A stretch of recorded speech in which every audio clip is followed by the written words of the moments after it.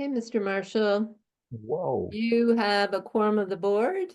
I believe I started the recording, although now I'm looking for the little dot and I don't see it. Nate, do you see it? Oh, here it is. Yep. I do, Okay, we yeah. are recording. Amherst Media is with us in the house. It's 6:35. I think you're good to go. All right, thanks, Pam. You're welcome. Welcome to the Amherst Planning Board meeting of March 19th, 2025. My name is Doug Marshall, and as chair of the Amherst Planning Board, I am calling this meeting to order at 6:34 p.m. This meeting is being recorded and is available live stream via Amherst Media. Minutes are being taken. Pursuant to Chapter 20 of the Acts of 2021 and extended by Chapter 2 of the Acts of 2023, this planning board meeting, including public hearings, will be conducted via remote means using the Zoom platform. The Zoom meeting link is accessible on the meeting agenda posted on the town website's calendar listing for this meeting, or go to the planning board webpage and click on the most recent agenda, where the Zoom link is listed at the top of the page. No in-person attendance of the public is permitted. However, every effort will be made to ensure the public can adequately access the meeting in real time via technological means. In the event we are unable to do so for reasons of economic hardship or despite best efforts, we will post an audio or video recording, transcript, or other comprehensive record of proceedings as soon as possible after the meeting on the town's website. Board members, I am taking a roll call. When I call your name, unmute yourself, answer affirmatively, and return to mute. Bruce Coldham. I am here. Fred Hartwell. I am here. We know that Lawrence Klutz will be absent this evening. Jesse Major. Present. Doug Marshall am present. Johanna Newman. Here. And Karen Winter. Here. Thank you all. Board members, if technical issues arise, we will pause to address the problem and then continue the meeting. If the discussion needs to pause, it will be noted in the minutes. Please use the raise hand function to ask a question or make a comment, and I will call on you to speak. After speaking, remember to remute yourself. To the general public. The general public comment item is reserved for public comment regarding items not on tonight's agenda. Please be aware the board will not respond to comments during the general public comment period. Public comment may also be heard at other times during the meeting when deemed appropriate by the planning board chair. Please indicate you wish to make a comment by clicking the raise hand button when public comment is solicited. If you have joined the Zoom meeting using a telephone, please indicate you wish to make a comment by pressing *9 on your phone. When called on, please identify yourself by stating your full name and address, and put yourself back into mute when finished speaking. Residents can express their views for up to 3 minutes or at the discretion of the planning board chair. If a speaker does not comply with these guidelines or exceeds their allotted time, their participation may be disconnected from the meeting. Okay, time is 6:37, and our first agenda item is approval of minutes. We have the minutes from January 22nd of this year available. It was in our packet. Hope you all had a chance to review it. Are there any comments on these minutes? No comments. Bruce. I move acceptance of the minutes as presented, January 22nd. Thank you. Johanna? I second the motion. Thank you. One last chance for comments? All right, we'll go through a roll call, starting with you, Bruce. Aye. And Fred?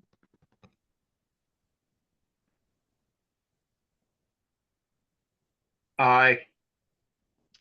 And Jesse? Aye. Johanna? Aye. And Karen? Aye. I'm an aye as well. That's 6 in favor, 1 member absent. The motion carries. Thank you all. All right, time now is 6:38, And we'll go to the public comment period for this meeting. Let's see. I usually read the names of the attendees. And I hope you'll bear with me. I see 52 attendees this evening. So if all of these are for one of our later hearings, then we may need to reduce the time allotted for comment during public comment period on that agenda item. So I'll start with the listing of the attendees. I'll start with Stella Knepp, and then Alice Swift, and then Ari Knepp, and then Barry Roberts, Bill Loeb, Kaiping Yao, Carol McNeary, Chris Conlon, Chris Hoke or Hotch, Christine Brestrup, Claire's iPhone, Debbie Jacques,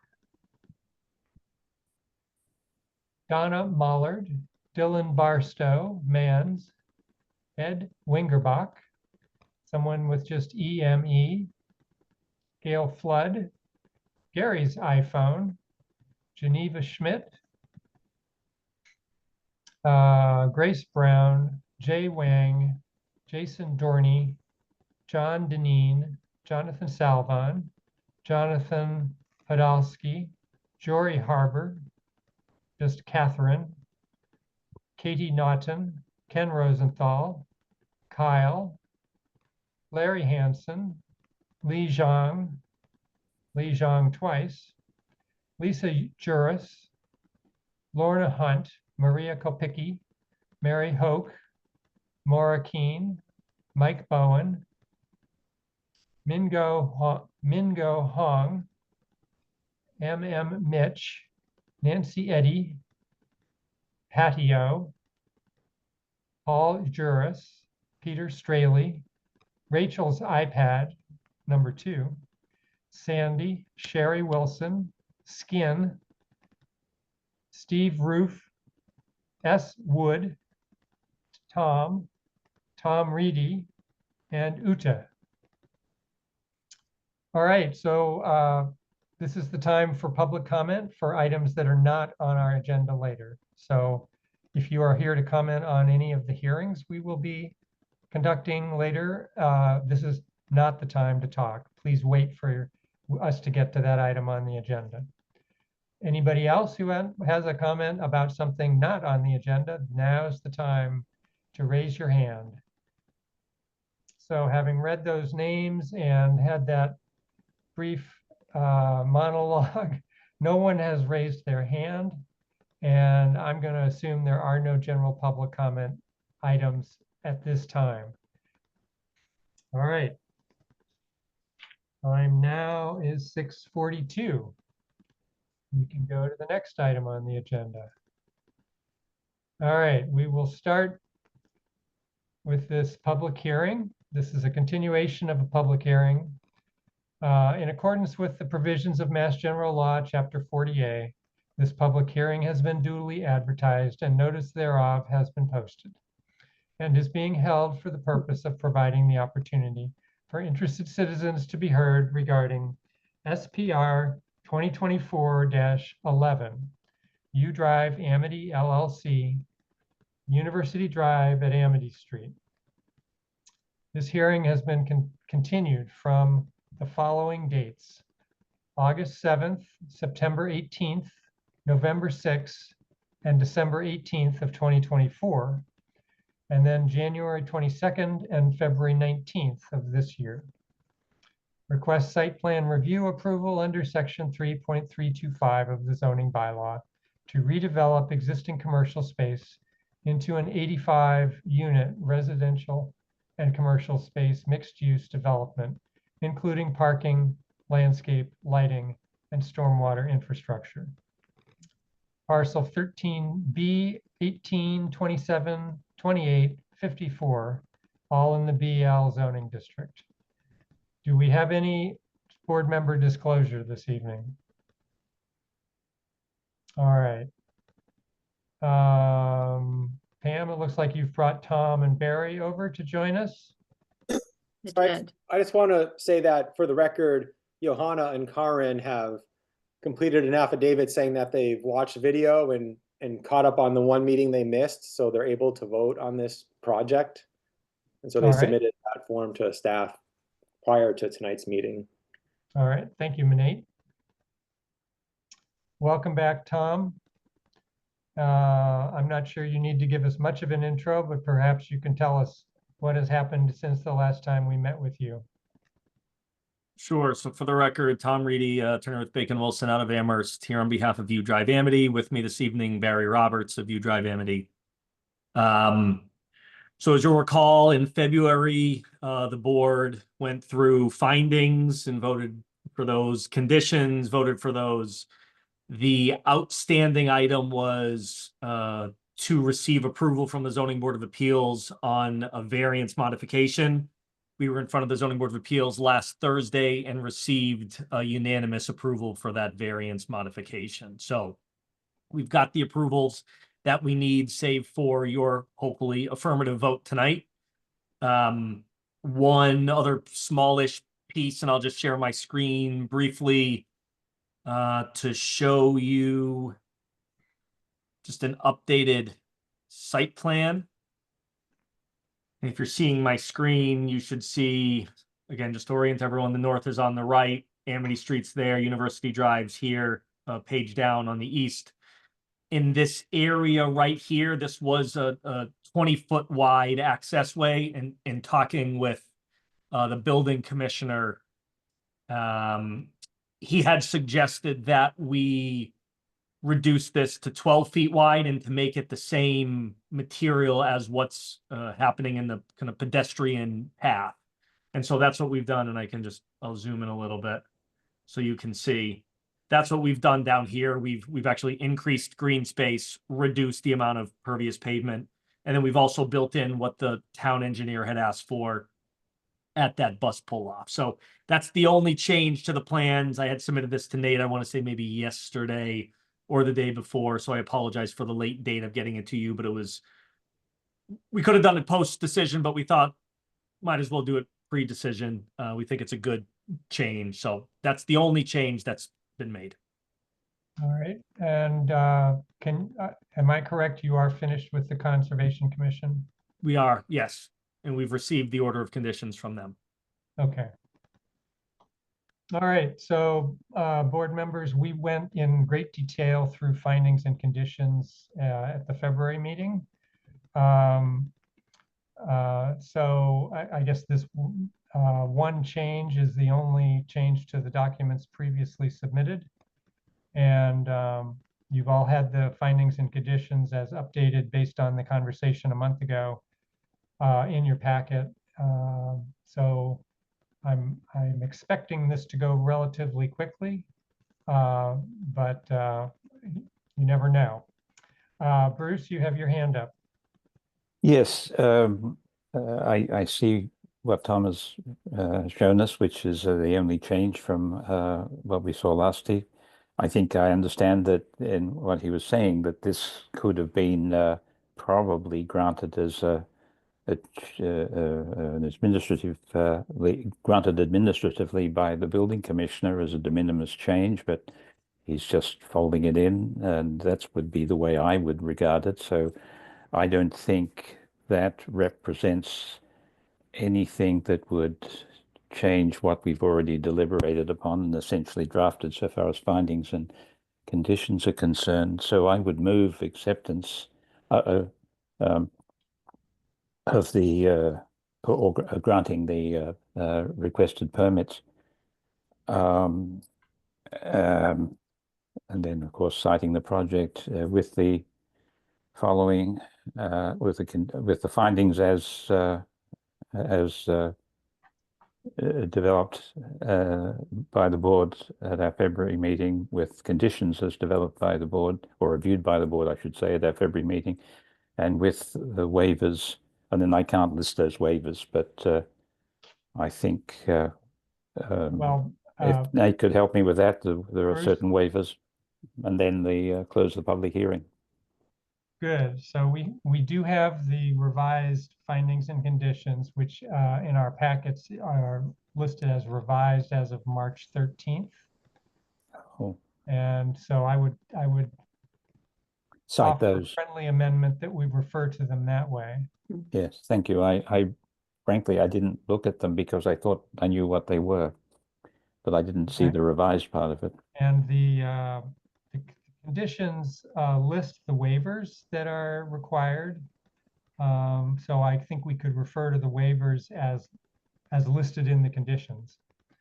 Again, I accept that as a friendly amendment to the Okay. motion as declared. And then closing the hearing. Okay.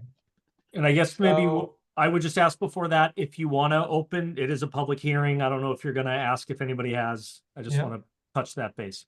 Thanks. Well, thank you, Tom. I Members bet of he the hadn't public, forgotten.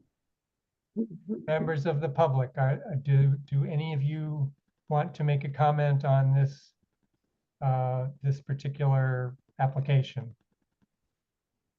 And board members, I haven't seen any other hands from you either. So maybe if we get any public comments, I'll take them first. But otherwise, I'll go right to Johanna. Great. You're on. Thank you. If a member of the public, moves in, I'd be interested in recognizing that, but I would second Bruce's motion. Okay. And Pam, did we cobble the motion together well enough for you to record it as though it happened relatively coherently? It did happen very coherently. I have it. Okay, Mhm. great. You're too kind. It's the bandana, Bruce. Okay, all right. So in that case, we can go ahead and vote on this motion. I'll go reverse alphabetical this time. We'll start with you, Karen. I approve. Thank you. And Johanna, Aye. Jesse, Aye. Fred, Aye. and Bruce. I approve. Great, and I do as well. That is 6 in favor, 1 absence. So SPR 2024 is -11 is approved. Thank you very much. Findings and conditions. Thank you all and good luck. We can't wait to see your project. Thank you.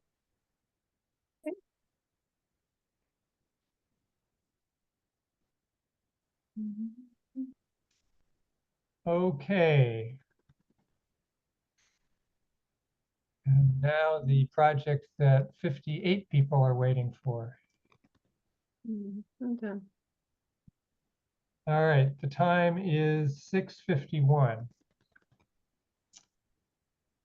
In accordance with the provisions of Mass General Law 40A, this public hearing has been duly advertised and notice thereof has been posted and is being held for the purpose of providing the opportunity for interested citizens to be heard regarding SPR 2025-08 and SPP 2025-01. Archipelago Investments LLC, Gould Way and Lannon Lane. Request site plan review approval under section 3.325 of the zoning bylaw to construct a new mixed-use development with 3 buildings, including 140 residential units, approximately 12,000 square feet of commercial space, 180 parking spaces, and associated site improvements, and request a special permit under footnote A of Table 3, Article 6 of the zoning bylaw to modify the front setback beyond the maximum required, building height to exceed the maximum allowed, and the number of floors to exceed the maximum allowed. This is in the BVC, Village Center Business Zoning District, located at map 25B, parcels 52 and 58. So are there any board member disclosures? I do not see any hands raised. In that case, Pam, I guess, are you going to be bringing anyone over to make the applicant? I am, yes. I think I saw Kyle. I did see Kyle. Takes me a minute to go through all these names. Kyle, if you can raise your hand. Who's this? Brings you to the top. Yeah. There we are. Not panelist.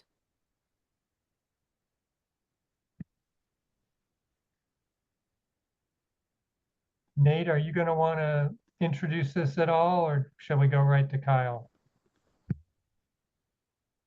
We can go right to Kyle. I don't have much to say. Okay.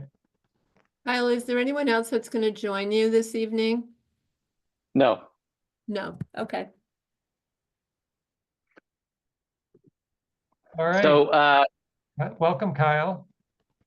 thank you. Thank you for having me. I appreciate the time. We've obviously been working on this project for a number of years, and we're excited to finally be presenting it to the planning board. With that, I want to share my screen. Let me figure out how to do that.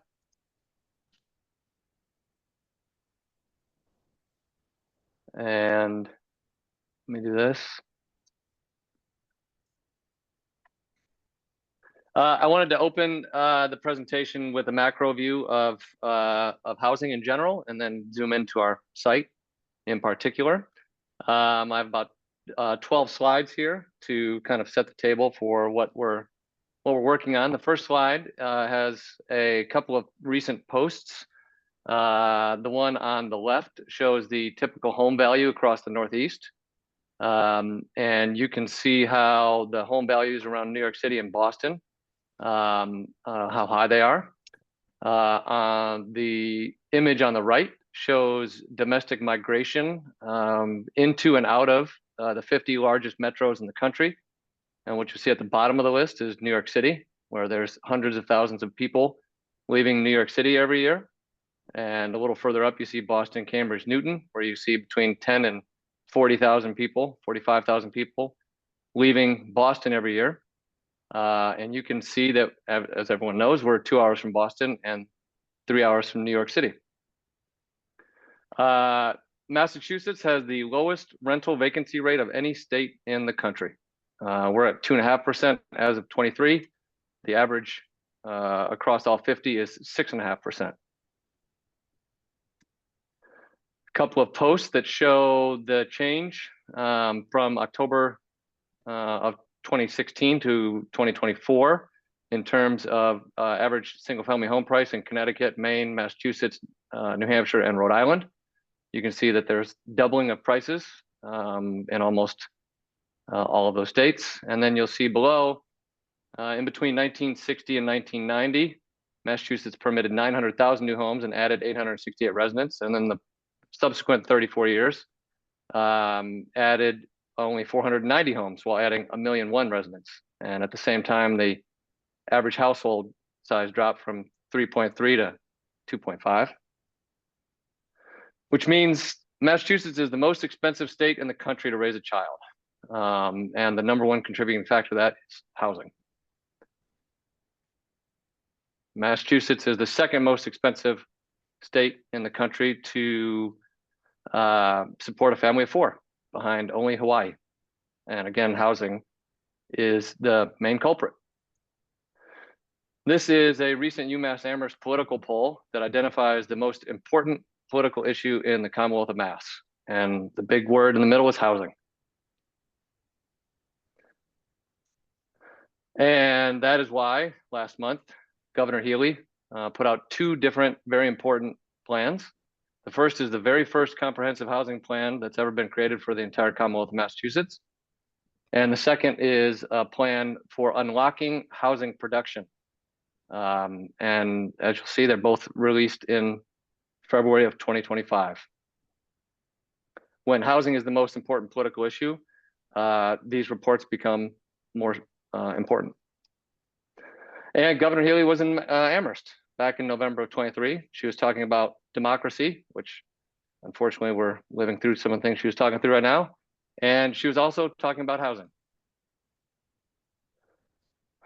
And this is why. From 1987 to 2024, the average home price went from 164,000 to over 600,000. And you can see the upward swing that has occurred since 2017. So the average single family home in Amherst is $600,000 in rough numbers, so that we can all kind of take it in. That's $5,000 a month as the table stakes to get a single family home, the average single family home in Amherst. We have 11,000 housing units in Amherst right now. It went up from 7,700 back in 1980 to just under 11,000 back in 2020. And as of February of this month, there is a broad recognition that Amherst needs about 5,000 more housing units in town, which is a massive increase, an increase of almost 50% to the total housing stock. 5,000 housing units is a lot of housing units. 5,000 housing units would result in a lot of tax revenue. But the issue we have is, where could we possibly build those housing units? The single family home market has been built in Amherst. The ability to build additional single family homes is extremely limited. And so our housing future, unless conservation land is opened up, which nobody is advocating for, is multifamily. Multifamily is more dense and therefore more sustainable. There's more units per acre, and there's more tax revenue per acre. This is our table 3 in our zoning bylaw with a couple of additional markups. Multifamily is apartments and mixed-use buildings. Apartments and mixed-use buildings are allowed in a number of districts. Those districts, as you'll see from the acreage up top, are quite small. There's almost 18,000 acres in all of Amherst. And if you add up all of the acreage of the zoning districts that allow apartments and mixed use, you have less than 2% of the total land mass available for the multifamily that we need to build 5,000 housing units on. Our project is in BVC, which has a little pink star on it. And what you'll also see is the additional lot area per family. So the additional lot area per family limits density on a site. So anything that's highlighted in yellow is limited to either 4 units per acre, if it's 10,000 units, 10,000 square feet additional lot area per family, or 10 units per acre, which impacts RVC, BL, and COM. And we all know how much housing has been built in those districts recently. So less than 2% of Amherst is zoned for apartments or mixed use by right. And the contrast on this map could be a little better, but less than 0.7% of Amherst is zoned for mixed use by right at densities greater than 10 units per acre. What we're proposing is approximately 20 units per acre. So that is our BG district downtown and our BVC districts in our village centers. There's also BN further east towards East Amherst. But again, less than 1% of our total land mass is the zoning where we can hope to add the units that we need to add in order to reduce the impact of this cost curve that we're faced with. So in the comprehensive housing plan that Governor Healy's office put out, there are a couple parts that we pulled out of that to highlight. First, the housing crisis is a long time coming. It's 50 years in the making, where our production has been lower than it should be. The shortage of homes is the root cause of the housing cost crisis. So we have limited options for new construction. And the number one proposed solution to that is to increase as of right zoning capacity for multifamily housing. If you look back at our zoning bylaw, you can see that we have that issue. We don't have enough ability to build the homes we need to lower the cost curve. The Unlocking Housing Production report that Governor Healy's office also put out showed the number of new housing units permitted annually from 1960 to present. And you can see that long-term trend getting lower and lower. And one of the first recommendations under land use and zoning was to eliminate parking minimums, which has happened across the country in other cities and towns that are also dealing with a housing crisis similar to ours. So onto our site. Our site is in South Amherst. It is zoned BVC. It is on the west and the south of Atkins Market. This image is from 1962, before Atkins, before Hampshire, and shows the extent of the apple orchards in South Amherst, which led to Atkins, obviously, and shows our site, which was a very active orchard. This will come up because the entire site is contaminated with lead arsenic. The lead arsenic was used as a pesticide in the orchards. The lead arsenic, through our testing, has shown to be deployed in a standard manner. So it was used as it should have been at the time for pesticides, but it results in the fact that in order to redevelop the site for any residential use or any use that includes residential, 12 inches of soil needs to be removed from the entire site. This is a survey of the site. It shows the two parcels adjacent to one another. One is 4.9 acres, the other is 2.7 acres. And there is a wetland that is between them. Gould Way and Lannon were added when the roundabouts were done 10 plus years ago. And the hammerhead at Lannon for the future extension, you'll see we've accommodated that to make a connection out to Rambling. This is the soil analysis that we've done. We took over 100 samples for metal to see how much lead arsenic was on the site, and we took 8 samples for pesticides. Again, this analysis showed that there is lead arsenic throughout the site. We subsequently did a couple of test pits in the wetland and showed that there's also lead arsenic in the wetland. As per the 1962 image, that makes sense because the lead arsenic was applied throughout the wetlands. And this is the beginning of the information that was submitted to the planning board for this project. It shows an aerial shot that we took that has Atkins in the foreground with a couple of deliveries coming in.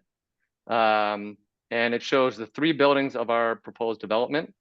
Building 1, if you can see my cursor, is on the right-hand side of the page. Building 2 is in the middle, and building 3 is on the left-hand side of the page.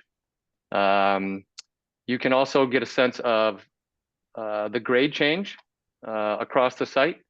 The intersection of Rambling Road and Bay Road is at 292. The intersection of Gould and Bay Road is down at 269. So there's almost a 25-foot grade drop across Bay Road there, and then it goes back up to the intersection of Gould and Lannon, which is up at 282, and then back down to the intersection of Lannon and West Street 116, which is down near 270. In addition to the site being contaminated with lead arsenic, the groundwater is very high on this site. There are a number of locations where it's within 4 feet of topsoil, and the site is currently not developed. So the stormwater regs in Massachusetts require us to not increase flows off-site with a new development. And you'll see in our civil drawings that the amount of underground storage, retainage, and infiltration that it will take to redevelop this site is very extensive. And with high groundwater, the location of the stormwater retention and infiltration is a key driver to where new buildings can be developed on this site. So you'll see behind the retaining walls and the plantings on the Bay Road and Gould intersection, that is where the stormwater retention and infiltration is located for buildings 1 and 2. And then in the drive aisle that is aligned with the drive aisle in front of Atkins, that ramps up, and underneath that parking lot is where the stormwater infiltration and retention is for building 3. You can also see there's parking along West Street in front of building 3, and then there's 3 trays of parking to the west of that are between building 3 and building 1 and 2. We have a rendering. This is the corner of Gould and Lannon looking to the northwest. And you can start to see how the grades on site start to manifest themselves in the architecture and the ground floor. This is the non-residential portion of the site in building 2. Our entrance to the residential portion is down near the person with a bike on the right-hand side of the image. You can see we've got retaining walls, which we're proposing as gabion walls, which are mesh baskets full of what we hope to be local stone for retaining. And you'll see the walkways that will get us up and along the Wooner over to Rambling Road. The proposed construction methodology of the building is similar to our 47 Olympia project, which is a hybrid mass timber. So the roofs, the ceilings of the units would be exposed wood. There'd be a CLT, which is cross-laminated timber, which is the sandwich of wood that's similar to the John Olver design building at UMass. And then you see the glulam columns that form the colonnade along the non-residential portions on the ground floor of each of the buildings that provide cover, reveal that they are non-residential, and expose the mass timber construction. With the new building code as of July of last year, this project is required to be passive house compliant, which is, one of the strictest energy codes in the country for new construction. So it will be all electric. There'll be solar generation on site, and we have placed all of the mechanical equipment on the roof. This is a site plan that shows building 1, which is L-shaped, building 2, which is rectangular, and building 3, which is rectangular.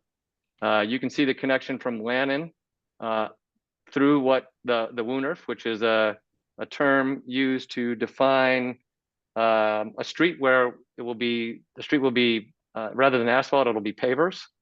We'll have different paving patterns to slow down visually the vehicles through the site. There'll be parking for residents and for commercial along the Woonerf, and it will form, there's a walkway on the north side of that Woonerf that will connect and offer the ability for the folks west of us, either at Applewood or Hampshire Village, to be able to connect to Atkins without having to go out to Bay Road and walk on a sidewalk.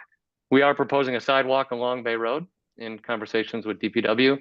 We'll have to zig and zag underneath some of the power lines, which are on our property, off our property, and then jump across the road. But the intent is to create through the Woonerf a pedestrian path that is open to the public, where people can transition from Rambling Road to Atkins, which is currently not available through the site.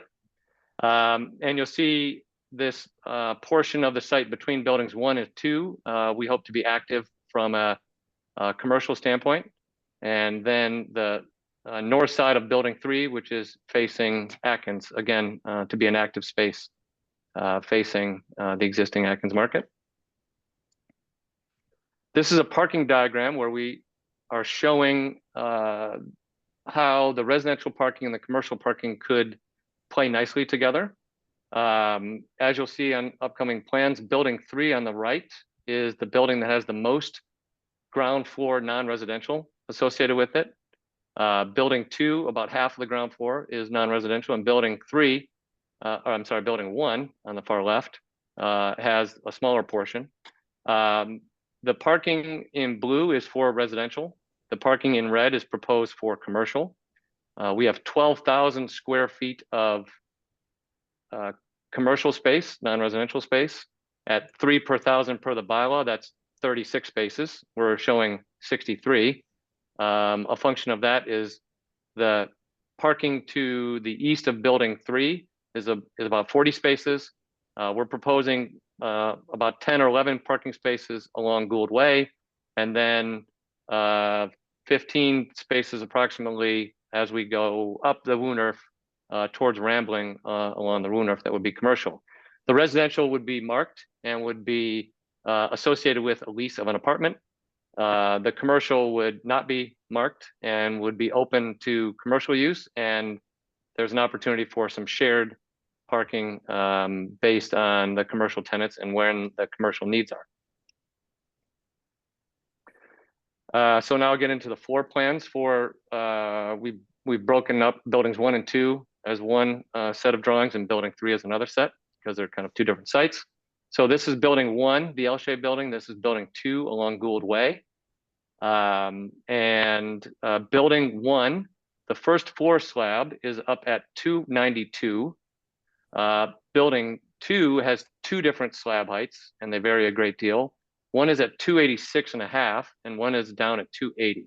So there's a big grade change in this building to accommodate the grade as it falls down towards Gould. You can see that somewhat if you have a big enough screen or high enough resolution in the stairs that are here, 2-sided elevator. This is the residential lobby. This is a sitting area. This is the gathering area. This is fitness associated with the residential. You can see in the pink, there's a commercial element that has 2 different slab heights here. And you can see this commercial element on the bottom half of building 1. So this portion of the commercial on building 1 is down also at 286.5. It creates this courtyard, paved courtyard and kind of active commercial space around this corner, also up at 286.5. And that height, 286.5, you'll see, is driven by the need to bury a very significant amount of stormwater retention and infiltration that will occur out in this, the grass area, the cultivated area between buildings 1 and 2. On the ground floor of building 1, there are residential units. So a mix of 2-bedroom and 3-bedroom units here. There's another lobby for the residents here. And then there's maintenance, and the trash for both of these buildings, buildings 1 and 2, are located in the same area so that we can service that through the courtyard in the mornings and then allow the commercial areas to activate that space in the afternoons. You'll also see with these glulam columns that march down on the facade, that's the covered area that highlights the non-residential portions of the site and creates the architecture that you saw in the rendering. These are the upper floors of buildings 1 and 2, which are the same for floors 2, 3, and 4. So the same units you saw on the ground floor are above that in buildings 1. So a mix of 2-bedroom and 3-bedroom. And then we've got a 1-bed and a 1-bed office on the end of that. And then on building 2, we've got a mix of 1-bedroom and 2-bedroom units. The 1-bedrooms face Gould and the 2-bedrooms are on either end. What we're doing with the corridors is similar to what we've done with the corridors at 26 Spring Street, where the end of each corridor in every building is full glass, so that when you walk out of your unit and look to the right or left, you'll be able to see outside. And you can also see the required fire stairs and elevators in purple for each of these units or each of these buildings. Again, the 2nd floor, the 3rd floor, and the 4th floor of buildings 1 and 2 are all identical. This is the roof plan for buildings 1 and 2. The roof plan shows all the condensing units for the heating, the all-electric heating and cooling of the units. They'll be with electric hot water, which we've used at 11 East Pleasant downtown, also at 47 Olympia. That will also be on the roof. And for the roof screen, we are proposing photovoltaic panels as opposed to corrugated metal. And the solar generation required on the new energy code is satisfied by making the roof screen 100% photovoltaic panels. This is building 3 and the ground floor of building 3. You'll see there the vast majority of the ground floor is commercial, non-residential. You can see the colonnade that is on the north side and the east side. And you'll see a cultivated area to the south of building 3. The parking, as I discussed, on the east side of the building ramps up from Lannon up to about 8 feet up to the to create an accessible entry into the commercial space. And then the residential portion of the building comes in from the west side And all of this parking here, the 3 trays, are residential parking only, have its separate entrance. We've obviously had a lot of conversations in the community about housing. We've also begun to have a number of conversations about childcare. And our hope with this site and a very large commercial tenant is that this becomes a childcare facility of some sort. We don't have a tenant yet. We don't know the age of the childcare yet. But we have done what we can to make sure that there's accessibility to the exterior, there's accessibility to a play area on the south, and have a separate parking area to the east of that that would allow for pickup, drop off, and staff parking. And then you can see to the northwest of this building, there's a paved courtyard, which could be shared between the folks that park here and use residential and the folks that are occupying the ground floor tenancy. This is floors 2, 3, and 4 in the roof plan for building 3. So a mix of 1 bed and office, 2 bed and 3 bedroom units, all in this building. Again, the corridors on both ends are glass and wide open. So you come out of your unit and look either way. And again, on the roof plan, we've got an elevator penthouse. We've got solar panels as the mechanical screen and condensing units for heating, cooling, and electric domestic hot water. This is a diagram we put together to work with the board on height and its definition in the bylaw. And on a number of sites that have Rambling Road, Bay Road, Gould Way, Lannon Lane, and West Street, it's 5 different streets, as everyone's aware. The way that height is defined is the average finished grade on the street side of the structure. So we've done the best we can to outline how we've analyze that and approach that and try to key that to the elevations, which I'll show you shortly, so that this key shows this elevation, this key shows this elevation, and we can start to discuss how to evaluate the heights here. Again, the intersection of Rambling and Bay Road is up at 293. The intersection of Bay Road and Gould is down at 269, so 24 feet of grade drop. It ramps up 13 feet again back to the intersection of Gould and Lannon, drops down another 14 feet to intersection of Lannon and West Street down at 268. So these are the elevations and the keys and the averages, and those elevations that are on the street side of the structure are shown with the pink elevations shown. So you can see this is the A1 is the elevation of building 2 facing Gould Way.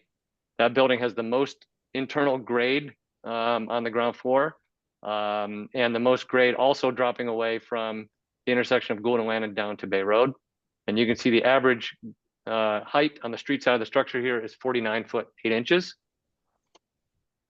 If you look at, A5 is building 1, and you can see that the average height there is 45 feet 10. If you look at C1, it shows the north elevation of building 2, which shows the grade change between the courtyard, which is up at 286.6 due to stormwater retention, and down at 279.7 or 279.0, on the street side. And that is the big grade stop that you would see in the building between the different uses on the ground floor. And the average height there is 46.11. This is the back side of building 1 and the average height there. And this is the south side of building 1, which is D1. And the average height there is 41 foot 4. Additional elevations of building 3.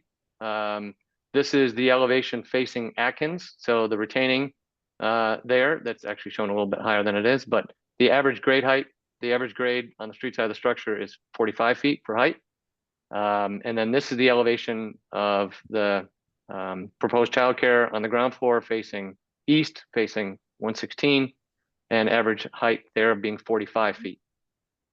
The proposed material for the cladding is a thermally modified wood that is called Luna wood.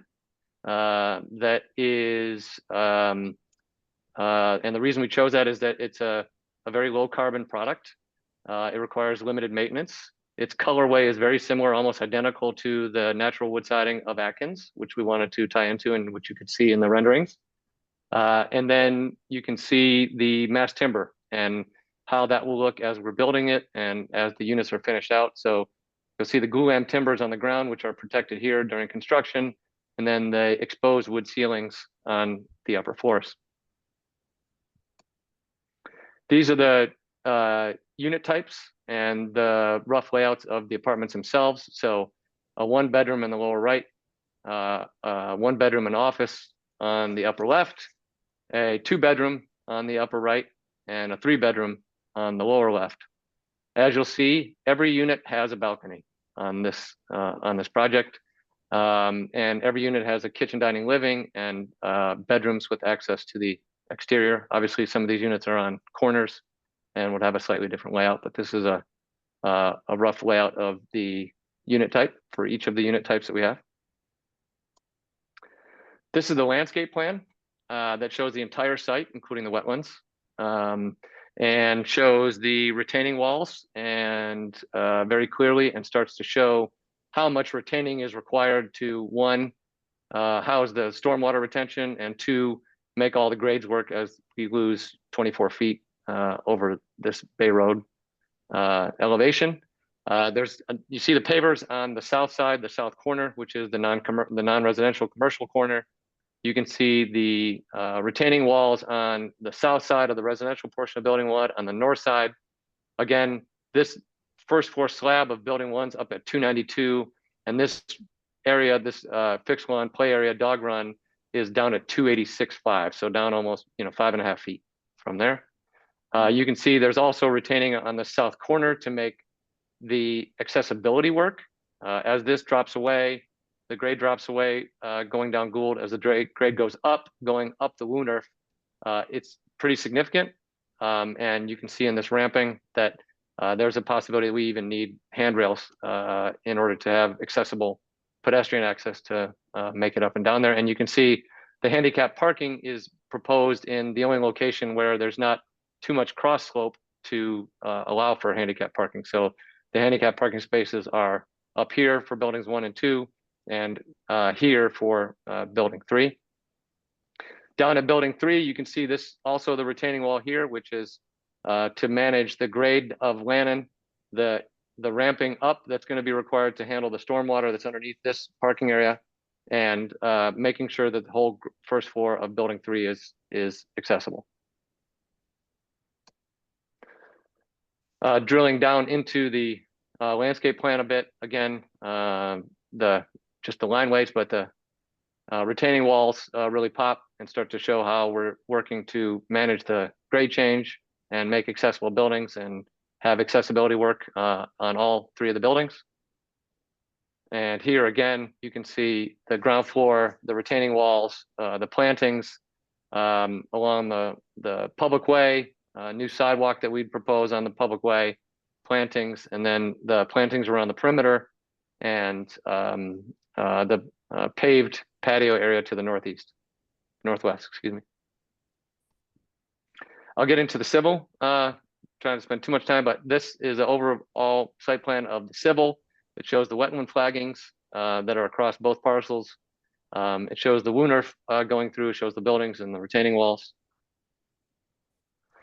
This is an existing condition. Again, it shows all the topography of the existing site as it falls away from Rambling down to Atkins, and in particular West Bay Road and Gould Way at that intersection. This shows all the grade as it falls from west to east, from the back of the parcel in the wetlands down to the intersection of Lannon and West Street. This corner of Lannon and West Street was modified pretty significantly with the construction of the roundabouts 10+ years ago, and you can see the steepness of the grade that was a part of that road work. This is just the site plan and layout. I think what I'll skip to and I'll show you is instead the stormwater retention. So this is the stormwater plan that starts to show the amount of underground Cultec basins that we need in order to manage the required stormwater flows. So that is infiltration, and this is retention. This slows it down, allows it to percolate into the infiltration as it needs to. The catch basins on the parking area that will go underground and piping, the roof drains that will go under, and all end up with in the subsurface stormwater that is held up and retained by this upper retaining wall.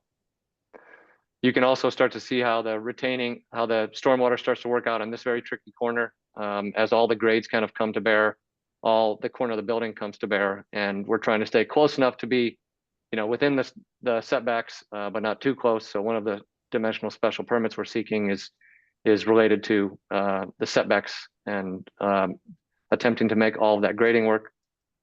And then you'll see on building 3 on the Lannon parcel, again, the subsurface infiltration basins are all underneath this parking. Again, this amount of this infiltration basin location and this infiltration basin location are driven by the only 2 locations on either of these sites where the groundwater is low enough below topsoil to allow us to install stormwater to allow for the development of the site. So you can see that here.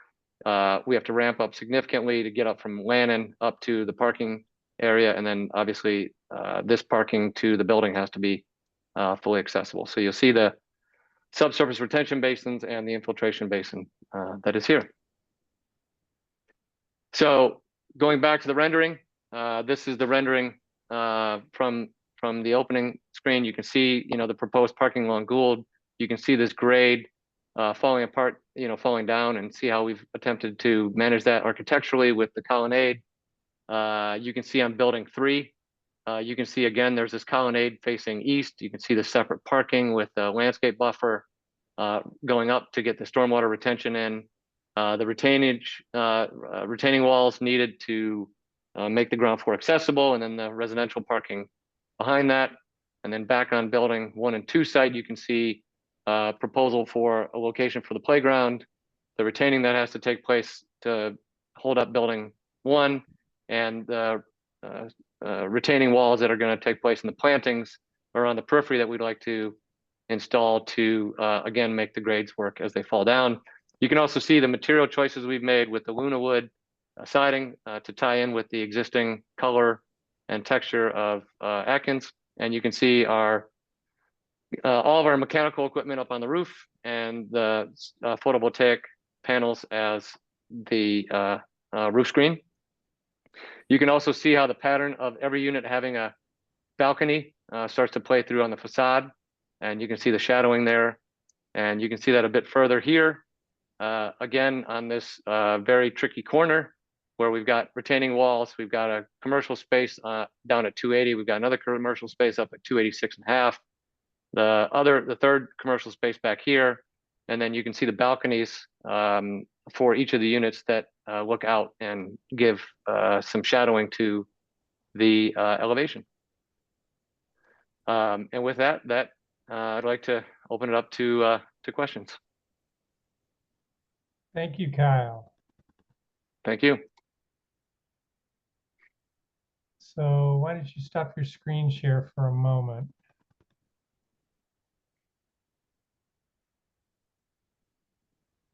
All right, I see 2 hands from the board and staff.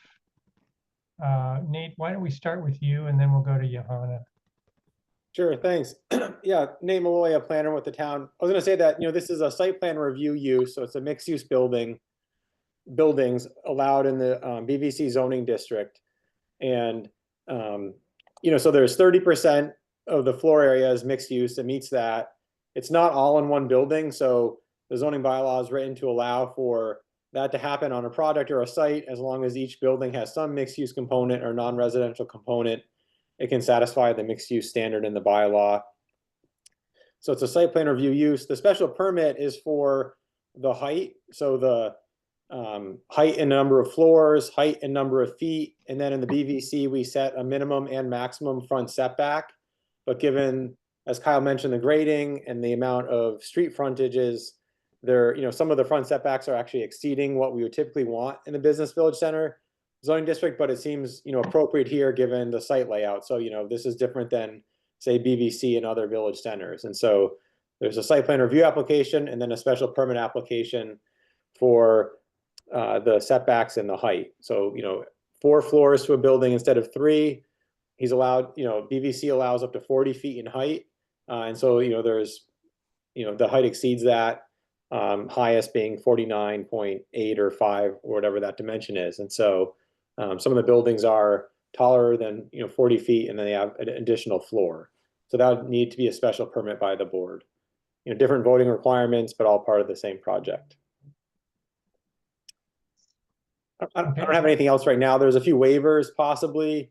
The idea would be that, I don't expect this to be completed tonight, and probably not in, 2 evenings. And so we would continue this and get, have more information from Kyle. It needs to go to the Conservation Commission. And, we would continue the conversation on this. So there'll be a development application report for the next hearing and more information. But tonight was really just to have the board understand the project, and really understand, are you comfortable with the special permit, right? In the site plan review, if you are really thinking, wow, special permit, I'm not sure, or let's hear the case out and we can make that decision at the end. That's something that we could, get a sense for tonight. Is the board comfortable with that special permit and those requests, or do you want to just continue? You can continue the conversation another night or two. But if, for instance, right now you're like, wow, I don't know, we could talk about that and understand why or why not. So that's something that needs to happen for this project to occur. All right, thanks, Nate. And Kyle, I wanted to actually thank you for your intro. I feel like we could have invited you to just come and tell us about the state of housing in Massachusetts without you having a project at some time. And then the quality of the presentation you've made for the project is really great. Appreciate Johanna? that. Thank you. I was just going to give a report from our site visit this morning. Good thing to do. Go ahead. Great. And Bruce and Fred can chime in if I missed anything. But the 3 of us met Chris Brestrup and Nate Malloy, as well as Kyle and his colleague Dylan, right at that intersection where the commercial space would be and where the, what is it called? A woofer? Woof? That terminology for the kind of Wanoof, I think it is. Say it again. Wooner. Wooner. That's it. It's my new favorite design concept. But we met right there, and Kyle explained just how widespread the soil contamination was, and that they had done 63 boreholes to assess, and that's what led to needing to strip off the 12 inches of soil to eliminate or prevent exposure to toxic contamination, historic toxic contamination. Yeah, Kyle explained the grade. He explained that this project has been 6 years in the making. Explained a little bit about, different processes and waivers that have been granted in that 6-year period. And, this proposal is kind of the result of those 6 years of work. Let's see. We didn't walk the whole site just because it's not really accessible for walking, and there's a lot of invasive species and prickers and briars and no real paths. But we walked part of the way up, and Kyle pointed out where the gas infrastructure is and where the power lines are, noted that all the trees along the West Street will have to come down because that's what's needed to eliminate the soil contamination. Yeah, and then he walked through, the essential plan as described tonight in the hearing. Yeah, mentioned that the land was owned by Amherst College, and under this proposal, they would sell that land. Hampshire College. Hampshire College, sorry. And then we had a conversation around bus stops and which buses stop where, and the desire to kind of tie into Atkins, and the applicant explained how much they've been in contact with the different neighbors at the site. And yeah, there was a recommendation to consider doing a presentation at Applewood so that those residents are informed about the project. But I think, yeah, that's my site visit report. Anyone have Right. anything to add? Looks like folks agree with that. Great. All right, so yeah, I don't expect us to get all the way through this tonight either. So I'm thinking maybe we try to finish up by about 8:30.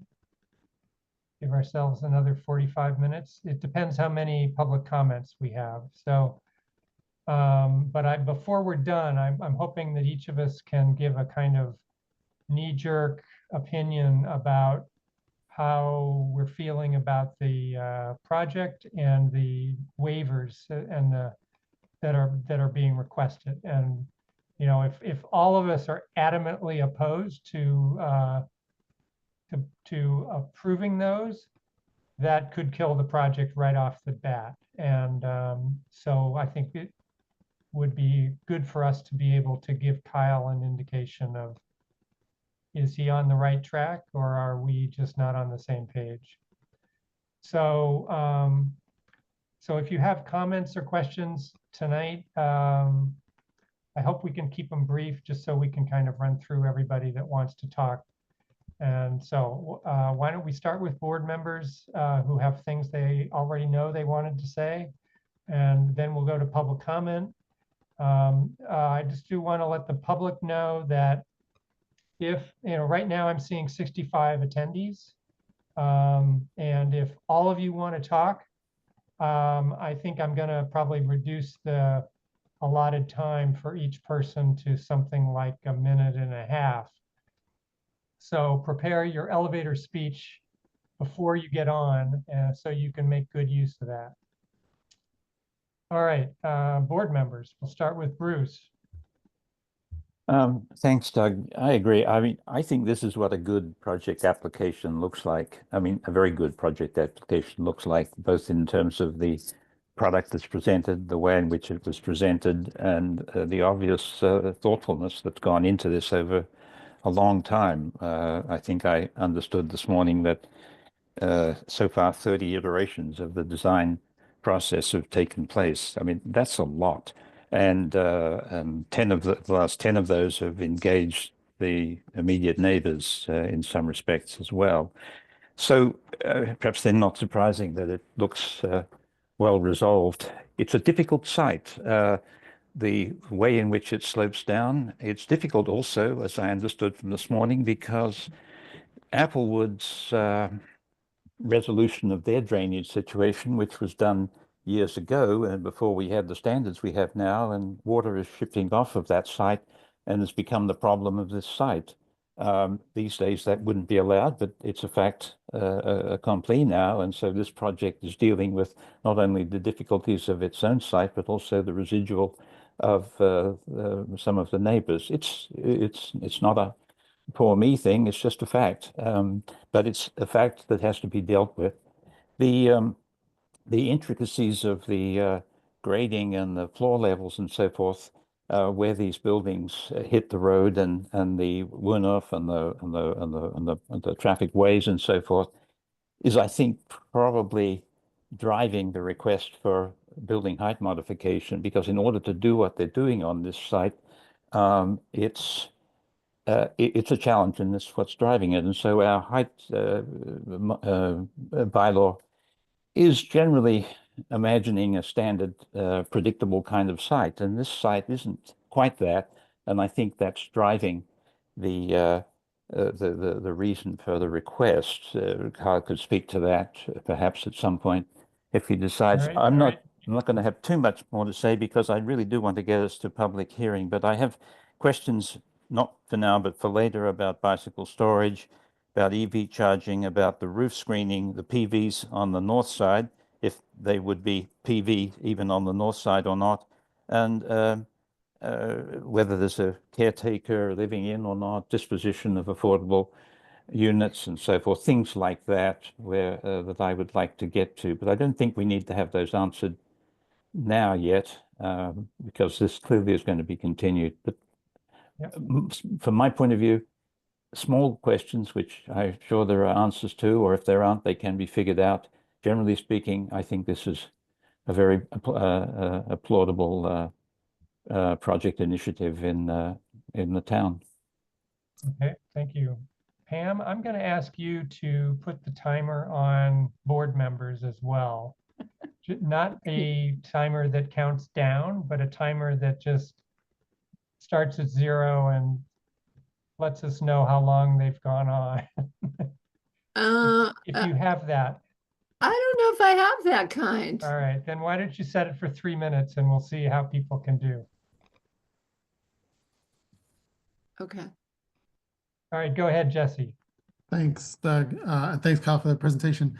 Overall, I think it's a great looking project. I really appreciate a lot of details and the overall design. I had a couple of concerns that Bruce already mentioned. I won't reiterate those. I'll add a couple of points to the conversation.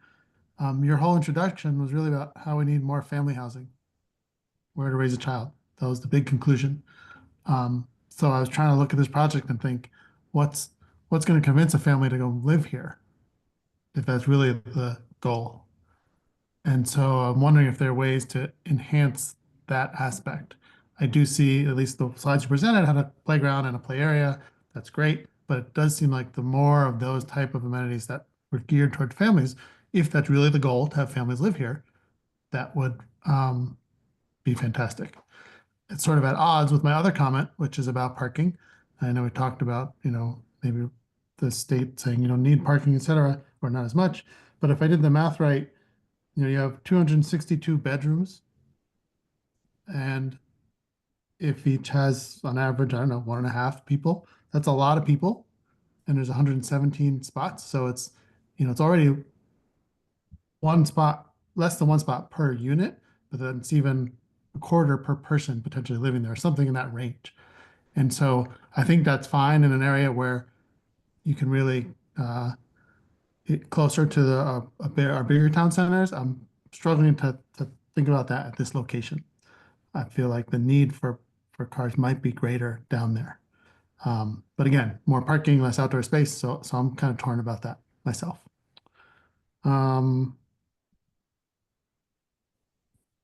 Yeah, I'll just stop there. Thanks. All right, thank you, Jesse. Pam, we can restart. Fred. Yeah, I think that this is a really positive proposal, and I think in general the allowances that are requested are squarely within kind of the intent of the bylaw, and I don't have a major problem with them. I do want to pick up on something that Jesse said, because he's quite correct about trying to have a family friendly. We're going to have a considerable amount of affordable housing here, which will be pitched at families. And I would like to suggest that in the folks here are aiming the building that's down on West Street, that commercial, as being a daycare center, which is a wonderful idea. And I'd like to take that concept and Jesse's thoughts and extend that a little bit. And that is that in the commercial areas on the first floor of the other buildings, I'd like to suggest that some careful thought be given to the tenancies there in terms of perhaps some kind of convenience stores or something, so that families can live there and not be dependent on motor vehicles. Atkins, for example, really does not have, they do not carry paper products. So there's plenty of food at Atkins, but if you need toilet paper, you're in a car going up to the South Amherst Business District, and that could very easily be addressed, with a convenience store in that part of it. And so I'd like to support that as well, since there is obviously some intention about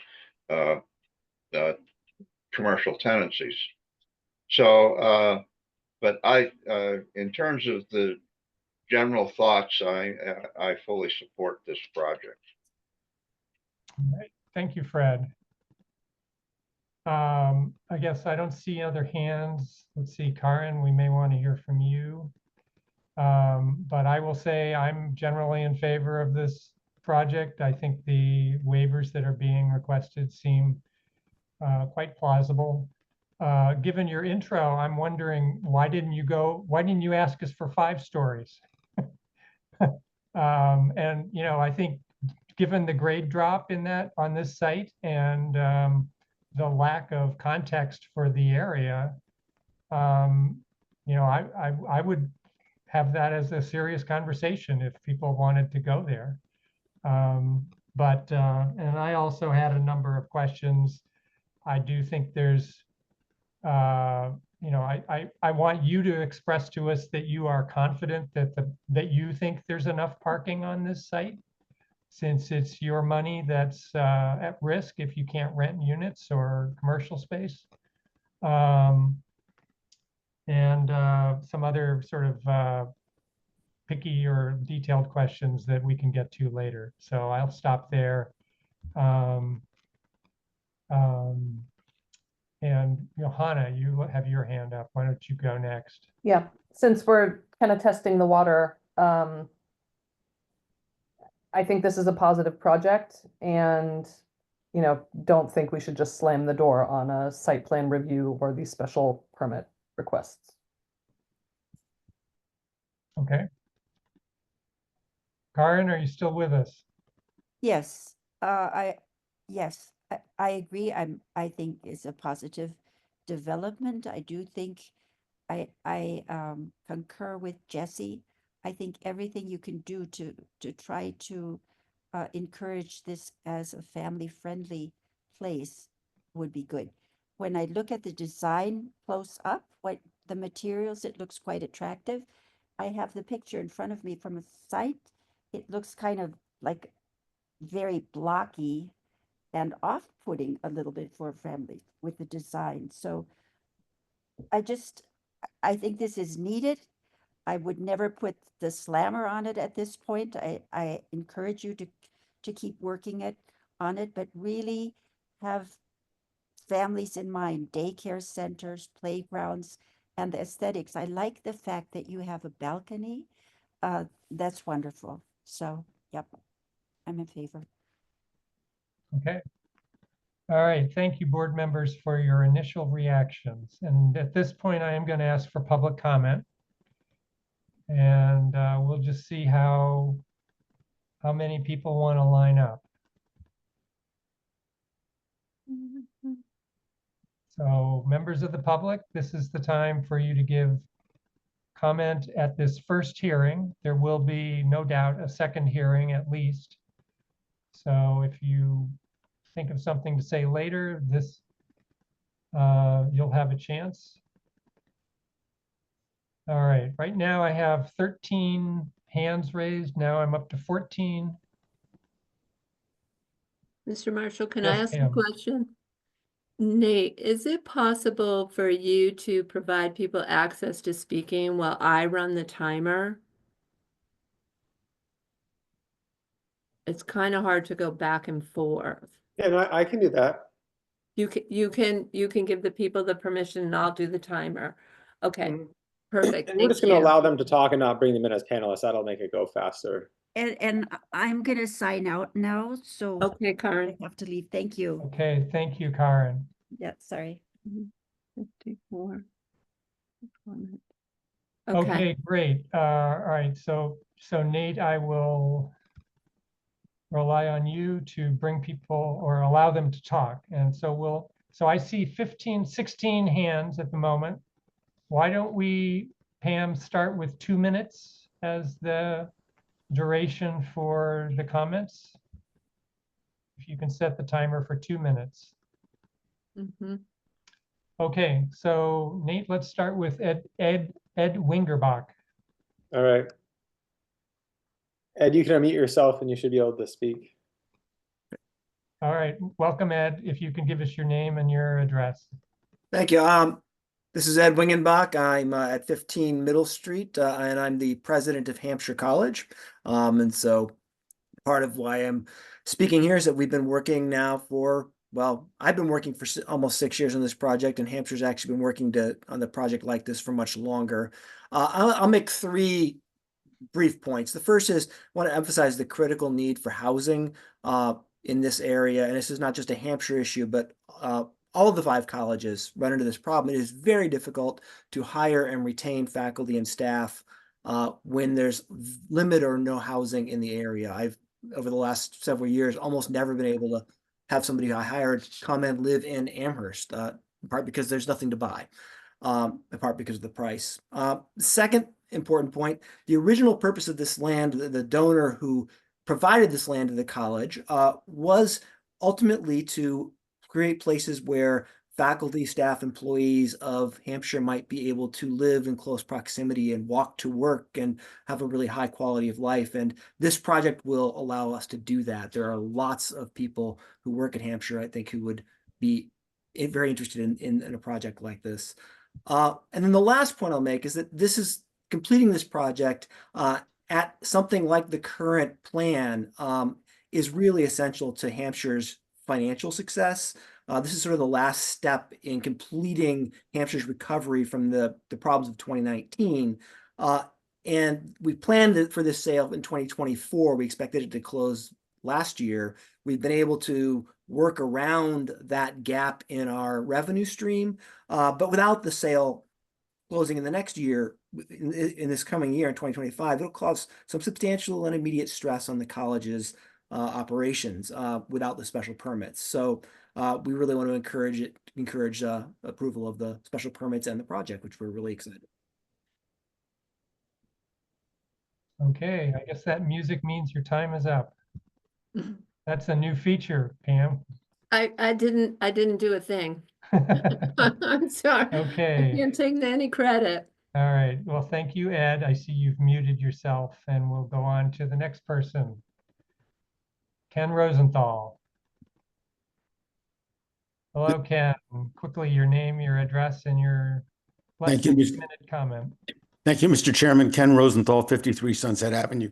55 years ago, I lived in this neighborhood, and I walked across the street to my office at Hampshire College. So I echo Ed Wingenbach's concern that this be that kind of a project. And therefore, I want to say that the word that has not been uttered for over an hour is student and student residents. We've talked about multifamily. We're talking about Hampshire employees who will live and work there and other employees who might live in town. So there are 2 things that I think the planning board can do as a condition to a special permit, and I would be glad to work with Nate in helping him do that. One has to do with the marketing of this project. Kyle Wilson has said to me that he can't fail to permit students to live there, but we can certainly ask him to market this to the HR, the human resources offices at the university and the 2 colleges, to the town's human resources offices, to the Chamber of Commerce and other places where people who might be employing or seeking employment or becoming employees in town might be looking for a place to live. Also, the alumni offices of the college, because I know that Hampshire alumni have asked me how I, as a returning person who went to college here and has come to retire here, how I enjoy it here. And I tell them I do. So alumni ought to be encouraged to apply, and they should be discouraged of marketing directly to students. If the student applies, that's one thing, but that is something that they should not encourage. Second, I've looked at the lease that's been proposed, and it has 2 elements that I think are inappropriate. One is it appears to permit rental by bedroom rather than by apartment. If I'm wrong about that, I hope so. But if I'm right, that should be not permitted as part of the special permit. And also, the leases, according to Mr. Wilson, Kyle Wilson, will be limited to 1 year, and they should be able to be longer than that. I need about 15 more seconds, please. They should be able to be longer. Sorry. Keep talking, Ken. Thank you. sorry. They should be 15 able to be seconds. longer than a year so that people can feel comfortable in living there when they're going to work longer than a year in Amherst. We want people who live in town and to work in town, to live in town, so they can register their cars in town, and the town receives the excise tax from those people. I will be Okay. glad to work with Nate in some of the language that could be included. Thank you very much, Mr. Marshall. Thank you, Ken. All right, let's go on to Bob Loeb. Hello, Bob. Name here. and address in 2 minutes. Sure. I'm Bob Loeb. I live at 8 Baldwin Lane at Upper Orchard 1. So I'm in a butter. Have not been reached out to by the developer at this point. But I have 3 very brief comments to share. One is what we've heard tonight is very impressive plan for the buildings and the site and so forth. But I don't recall hearing any word about the traffic impact in the area. With all the commercial and the apartments and so forth, my back of the envelope guess is that adds 1,000 trips a day, more or less. There's insufficient parking that's been raised already. And my third point is really between the developer and the town of Amherst, is that Rambling Road and Bay Road are already poorly maintained. You've got potholes, they're not maintained. The town does not attend to it. So the role of the developer in the town has to be, if this project goes forward, is to address traffic and keep the roads maintained so that people are not ruining the cars they're parking there. So the project, as I say, looks great, but it is only within that perimeter of the land that we've had discussion tonight, not about the environment surrounding it. That's all I've got. Thank you. Thank you very much, Bob. All right, let's bring over Nancy Eddy. Hello, Nancy. Your name, your address, and then 2 minutes. Thank you, Doug. Nancy Eddy, 204 Spencer Drive, Amherst. That's Applewood. As a former member of the planning board, I have to congratulate you all on a very well-run public hearing. I know how difficult that is. Just a couple of issues. In general, I'm very much in favor of the village center planning process and the availability to have housing and some limited commercial, I think is excellent and will be good for Applewood residents as well as for others in the area. I hope that you will pay careful attention to the issue of arsenic removal. I know that that was a major issue with the building of the Hitchcock Center, and I assume that Archipelago will be vigilant about taking care of that issue. I'm pleased with the availability of affordable housing with 2 and 3 bedroom apartments, as well as just the 1 bedroom apartments. I think in general, this is very well designed, and I appreciate the sidewalks that are provided for Applewood residents and others going on, I gather, along Bay Road as well as along, I can't remember now whether that's Lannon Way, but the sidewalks will be well used by Applewood residents. I'm a little concerned about the 4 stories. It seems a little high for this general area.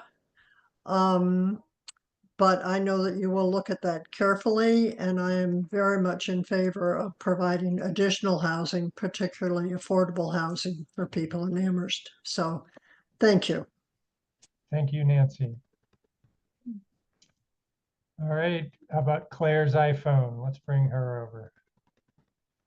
Claire, your full name and your address, please, and 2 minutes. Thank you. Claire Bertrand. I live at 610 Bay Road. I also work over on West Street, and I manage mixed-use property. I wanted to express support for the project. I feel confident that this area is well situated. I have 3 main points: well situated to in the fact that it's got Atkins. I'm sorry, but I brag about where I live because Atkins is amazing, and it is a beautiful area. And I really appreciate how the developer designed it to really complement Atkins. I thought that was wonderful. Quality housing is really needed. And I feel like this kind of quality housing, welcoming various families, individuals, will be really appreciated. I also, in my work, we have a mixed use building. And I think the request for reduced parking is reasonable. I have now for years seen the flow of people who come into work and park, and the residences who get in their cars if they have one and they leave. And there's a very nice match that happens so that it just doesn't it's not needed to have one parking space for every single person that could ever use the building, because that's not how a mixed use building operates. I think the location is beautiful. I think the design is beautiful, and I welcome in fact the question of even more density. I thought 5 stories would be reasonable because there is really no context here where it would look inappropriate. So thank you again for taking my comments. Thank you, Claire. Okay, we'll move on to Maria Kopicki. Hello, Maria, your name, your address, and no more than 2 minutes. Thank you, Maria Kopicki, 65 Country Corners, right around the corner from this. I'm very troubled by this. I think that the folks who are praising this really don't have an understanding of what it is to live here. We're talking about adding 262 people to a neighborhood that only has 350 people. You're nearly doubling the size. It is zoned village center because Atkins and these 2 parcels are zoned village center, but that's it. The only thing that's walking distance in this area is Atkins and the Eric Carle Museum. People are going to need to have cars to get anywhere. I would really welcome having members of the planning board come here and talk to members of this community to see what it's really like. This is going to be a traffic nightmare. It is going to be dangerous. It is already dangerous roads here. I wrote you a long letter. I hope you read it. You're also talking about having the meeting the 30% commercial, but that's if you combine 2 separate parcels and treat them as one, which is not allowed in the zoning bylaw. So there is not sufficient commercial.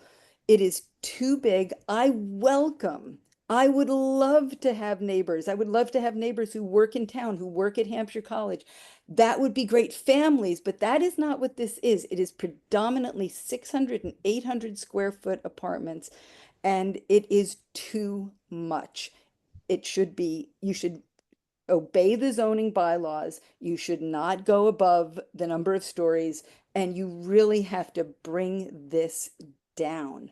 We want this to be developed. We encourage that, but this is not the right plan. Please, I cannot invite you enough to come and really understand what the impact of this development would be as planned and as asking for changes to the bylaw. Thank you. Okay, thank you. All right, moving on to Chris Conlon. Hello, Chris. Your name, Yes. your street address, and no more than 2 minutes. Chris Conlon, 33 Autumn Lane. I'm just calling to see what the plans are for support from the fire and the police department if this buildings or the buildings go up. And also, where are the solar panels going? Did he not mention that there would be panels? Are they on the roof? Yes, or there'll are be they? the screens, the vertical wall around on the roof enclosing the mechanical units. Okay. And the fire and police support, what's They will be consulted and we will get written comments from them during this approval process. Okay, thank you. Okay, thank you. Jason Dornley.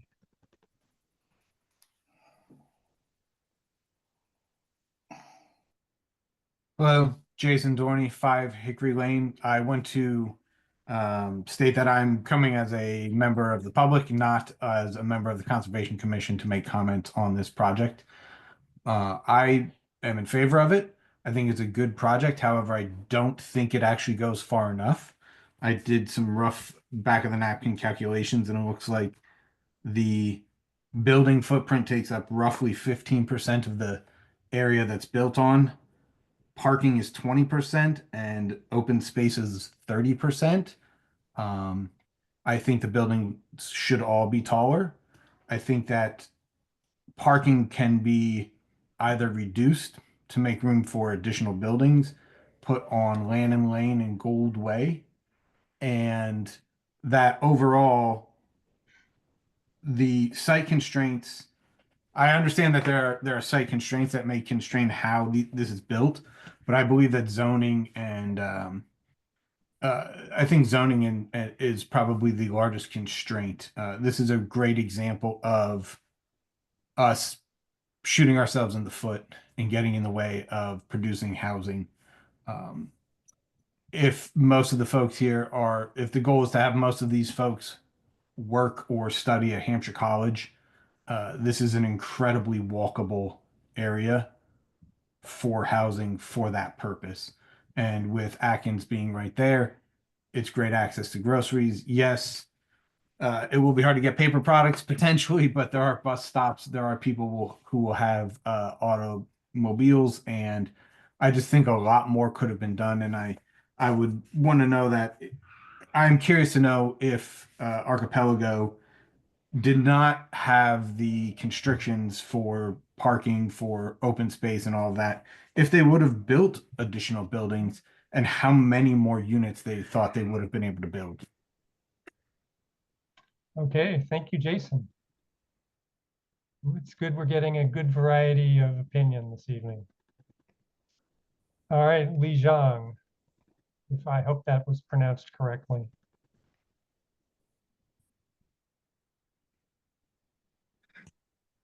There Hello. you go. Hello. This is actually Gustavo Oliveira. I'm Okay. a resident at 68 Country Corners. I connected, I guess my phone shows my wife's name. She's also connected with her own name. So I live very near this project on Country Corners Road, and I am very strongly opposed to it. If the idea is that this should be family friendly and that we have a so-called housing crisis and we need more units, this is extremely misleading because over 80% of the units proposed are very small, 600 square foot or 800 square foot apartments with a single bathroom. That is not sufficient space for families to live. We know we have toddlers. We moved here. We struggled with this housing market when we were arriving. Also, the fact that the proposed lease allows for rental by room really shows that behind Kyle's beautiful presentation, the real plan is to provide dorms for UMass students who can take the bus up there. And this is not appropriate for the zoning in the neighborhood. If the goal were to provide faculty housing or student housing for Hampshire College, great. I'm glad the Hampshire College's president is here. There's plenty of land within the college, campus itself that could be built. And there should be then a requirement that this is only then made available to Hampshire College affiliates. Now, what we currently see, as Maria pointed out, is that this project would increase the population in the neighborhood by 75%. And, people need cars to go from here. There's no traffic study, but this will significantly increase traffic in Rambling, turning into Bay. It's already dangerous. It's only going to become worse. Parking. There needs to be parking. This is not like town center. This is not like, dense building and people can walk. Atkins is not affordable. Food at Atkins is not affordable for families. Residents will be forced to park on Rambling, to use commercial parking. It is possible to build mixed-use buildings within the height and floor limits. There's no reason to ignore our zoning laws. If people think that the zoning laws are problematic, then the zoning laws should be changed, but not just provide, these ad hoc permits. All right, thank you, Gustavo. Sherry Wilson. Hello, Sherry. Thank you. Can you hear me? Yes, give us your address and your comment. Sherry Wilson, 4 McIntosh Drive, which is Upper Orchard 2. I'm impressed that this project has been improved greatly over the past year. The project last year, it was turned down by the zoning board, was not acceptable. This is a very attractive project. However, I don't see why it needs to be 4 or God save us 5 stories tall. This is a rural area. The Eric Carle Museum, for instance, is I think 1.5 stories. And even the Hampshire College campus doesn't have more than 2 4-story buildings, and you don't see those from the street. I'm concerned about the height and the number of stories.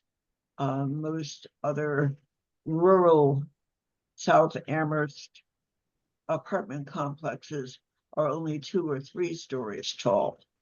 And it just seems out of scale. I think it's wonderful to have a childcare facility on site, but what if you can't get a childcare facility? And what then would the commercial, so-called commercial entities be? And I agree that a convenience store idea would be very helpful. We don't have any place to buy paper and Scotch tape and things like that. I just wish that it was not so tall, and I wish it was. I'm glad there are more larger apartments than were proposed before. Great, thank you, Sherry. I'm sure you would want to live there as a family because it's just not that attractive for family. Right. Sherry, your time is up. Thank you. Okay, thank you. All right, we'll move on to Chris Hoke, I guess it is. Hello, Chris. My name is Chris Hoke. I live at 2 McIntosh Drive, which is also very nearby. I want to agree with Maria Kapicki and Gustavo and Sherry about the height of the building. I find it very disconcerting that just over a year ago, when the project was turned down by the zoning board, one of the reasons was the height of the building and the exceptions that they were asking for, as well as the whole groundwater situation and the unevenness of the site. Nothing has changed in the past year. And if the town has these bylaws that say 4 stories, 40 feet, that's the height, that they should stick to that. And this project is just coming back asking for the same exceptions. They've gussied it up a little bit, but I agree with the fact that this is really not an area for families with small children. The traffic has been mentioned. I would invite anybody who really is interested in this to come stand along Bay Road in the evening between 4:30 and 5:30. The traffic from heading east on Bay Road from the double road roundabout there backs up to Rambling Road. And with all of the cars that are added at Rambling Road, it's really going to be a nightmare. And I think it's an incomplete project because there's nothing that has been proposed here or even studied about the traffic. So I think the height of the building and the traffic is going to be a big problem here. Thank you. Okay, thank you, Chris. We'll move on to Janet Keller. Hello, Janet.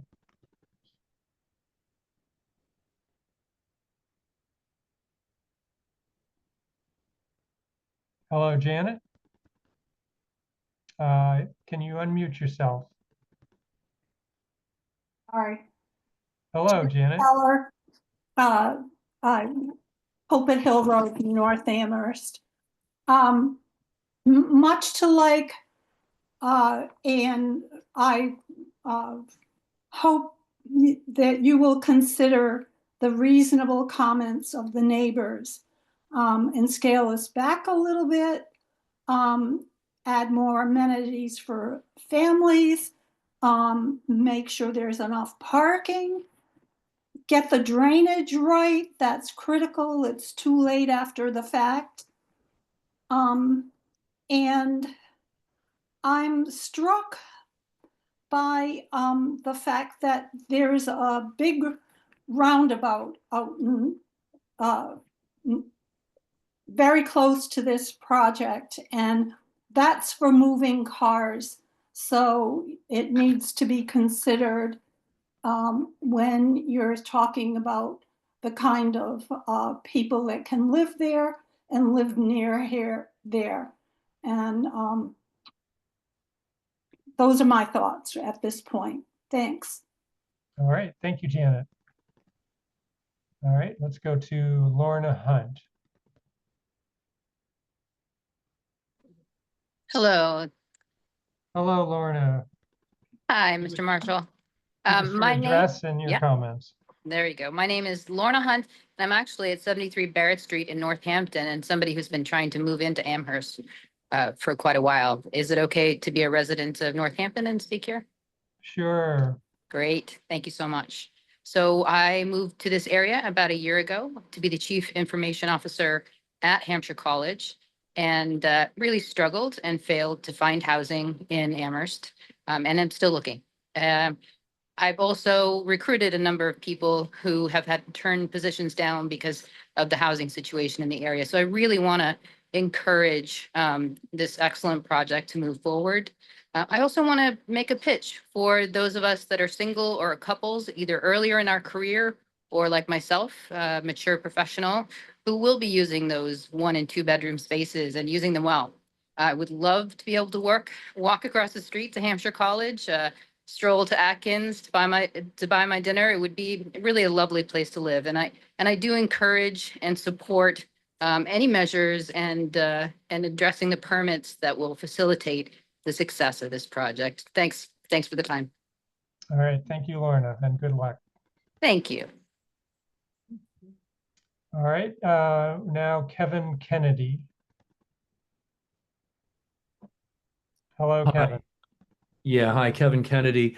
I live outside of Amherst, but I've worked for 17 years at 97 Spring Street in Amherst for the Five College Consortium. I think that the main point I want to make is to echo everything that Lorna Hunt just said.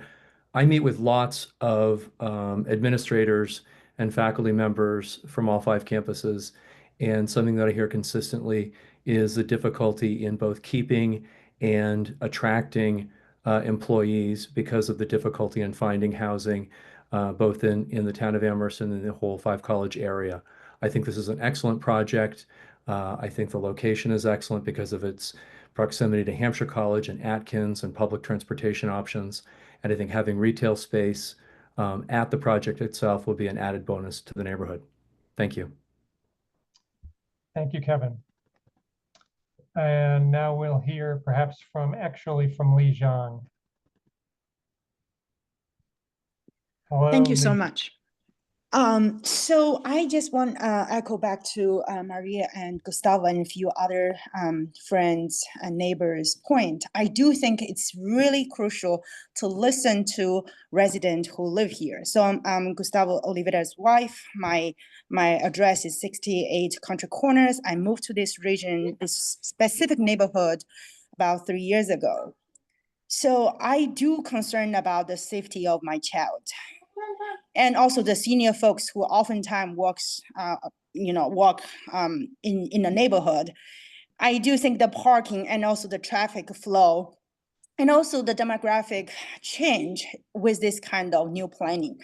I'm not opposed with this idea of develop affordable housing, especially to Hampshire College colleagues. But I'm really concerned about who actually would end up with renting these places and who will live here and who are going to be in charge of this whole neighborhood transformation.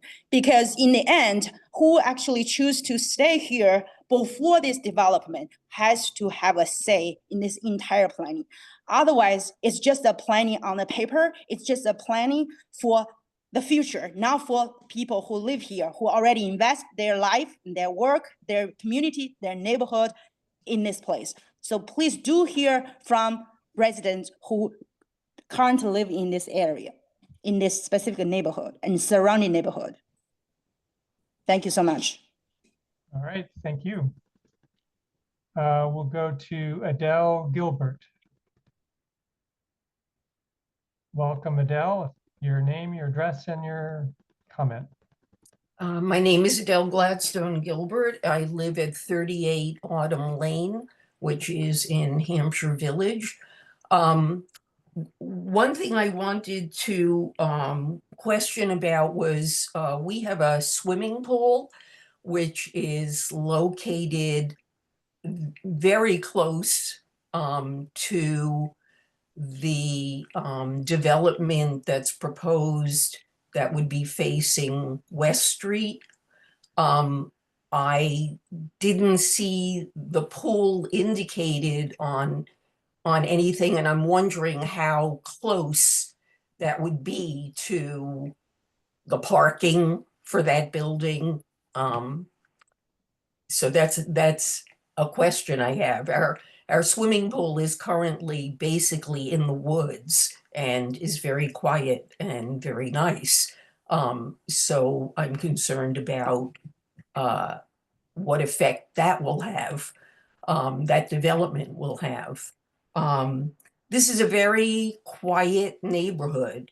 And I have a couple of design degrees, one from Cornell. And I've always paid a lot of attention to architecture and design. This isn't what I would picture at this site. I would picture, I would welcome more shops, since Atkins is the only thing going there. And I've always pictured something like more condominiums, more townhouses. What's being proposed is unlike anything else. There are no other 4-story flat roof buildings in the area other than buildings that are on the college campus. So I have a lot of questions about this, and I hope you'll listen to people who live in this neighborhood, who we all have a lot of questions. Thank you. Okay, thank you very much, Adele.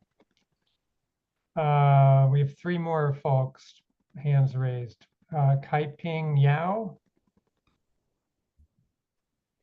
Hello, I'm the resident living in 88 Bumbling Road.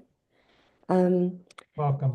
I just yesterday started to realize there's a project going on.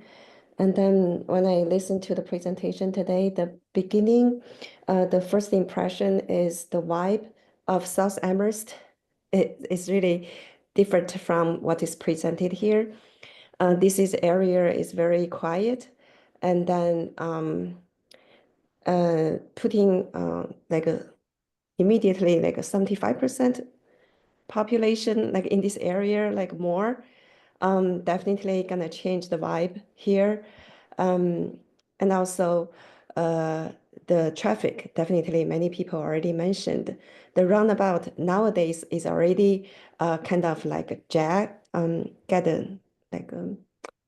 how to say, sometimes clogged, and we need to wait for like people to go around the roundabout is already delayed. So I cannot imagine like double the people, even more than double what's gonna be for the roundabout area. And also for I think many people from Hampshire College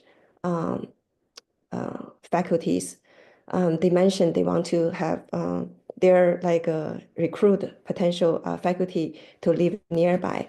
But it seems like the design of this apartment area does not really target to those people, professionals, who gonna live here for a long time and like have their kids raised. And really, this is more, I think, too dense for the faculty members to live. The target is quite deviate from what is designed now. Apparently, the 4th floor is more than maximum allowed. It's not a very beginning. It's my concern. Okay, thank you very much, Kai-Ping. And Debbie Jacques. This is the last of our commenters. Debbie, welcome. If you could give us your name. and Okay, I street had to. address. Yes, Debbie Jacques and my husband and I are both here. We both wanted to say a little bit, but 1260 West Street. So we actually live up the street from the 3rd building. And, you know, at first I thought, what a wonderful project. We need more housing. Everybody knows that. My concern, and I'll try to bullet them as quickly as I can, is I really feel as though it's too big of a project for the area that it's in. First of all, 4 stories maybe doesn't seem a lot to some people, but it's pretty high for us people who have just a few houses in this area. So I would love to see a project, but I really worry about the scale of it because, as many of the people said, you know, I'd love to have a place for some people to live, but it's like you're squishing everybody into this one small place. And the thing I want to speak about personally is the traffic. We have lived in this house for 27 years, and both my husband and I grew up in Amherst, and it's changed over the years, but 27 years. Now, as of today, we cannot cross the road to walk and take our walks. We actually drive down to Atkins to park, or we drive over to Hampshire College and walk. And by the way, my son did go to Hampshire College, so I love the college. But it's just, we can't even cross the street anymore because the cars coming down the road are too fast, and you get to the roundabout and you do have to wait. So I'm very concerned about that. The other thing is there was an accident in front of our house about three years ago, and it took the police 15 minutes to get down here to help the person. So I'm very concerned about doubling the amount of people in this area and having them service everybody equitably. So those are my thoughts. And okay, thank you, Debbie. Yes, thank you. Okay. Thanks for running the clock, Pam, and thanks for bringing folks over, Nate. Nate, one question that was prompted by one comment I wanted to ask you. This project did come to the ZBA a year or a year and a half ago. What has caused it to come to planning board as opposed to ZBA this time? Sure. So it went to the zoning board for a variance, which, you know, didn't happen, right? So and that was given the zoning, a use variance? It was as far as I know, it was just the use variance that they, you know, given the site constraints, topography. So you can get a variance from the zoning board in Massachusetts for shape of lot, soil, and topography. And given all the elevations, it was, the developer was finding it difficult to get the 30% for the buildings and have it be accessible. And so there was a variance to have reduced. In our bylaw, we don't allow that, that to be waived. And so it was a variance to have a reduced mixed use component. And so that wasn't granted. And so, through further refinement and working the site, they're able to have a design where they can accommodate that. And so, it doesn't need a variance. It really is a site plan review. And so, the bylaw allows the additional height through footnote A in a special permit. It's not illegal or violating the bylaw. It happens, throughout the bylaw. We have many areas where there's footnotes and waivers and there's allowances for this. So I don't consider this to be, a violation. It's a discretionary permit that the permit granting authority, can or doesn't have to grant. And so, it happens quite frequently.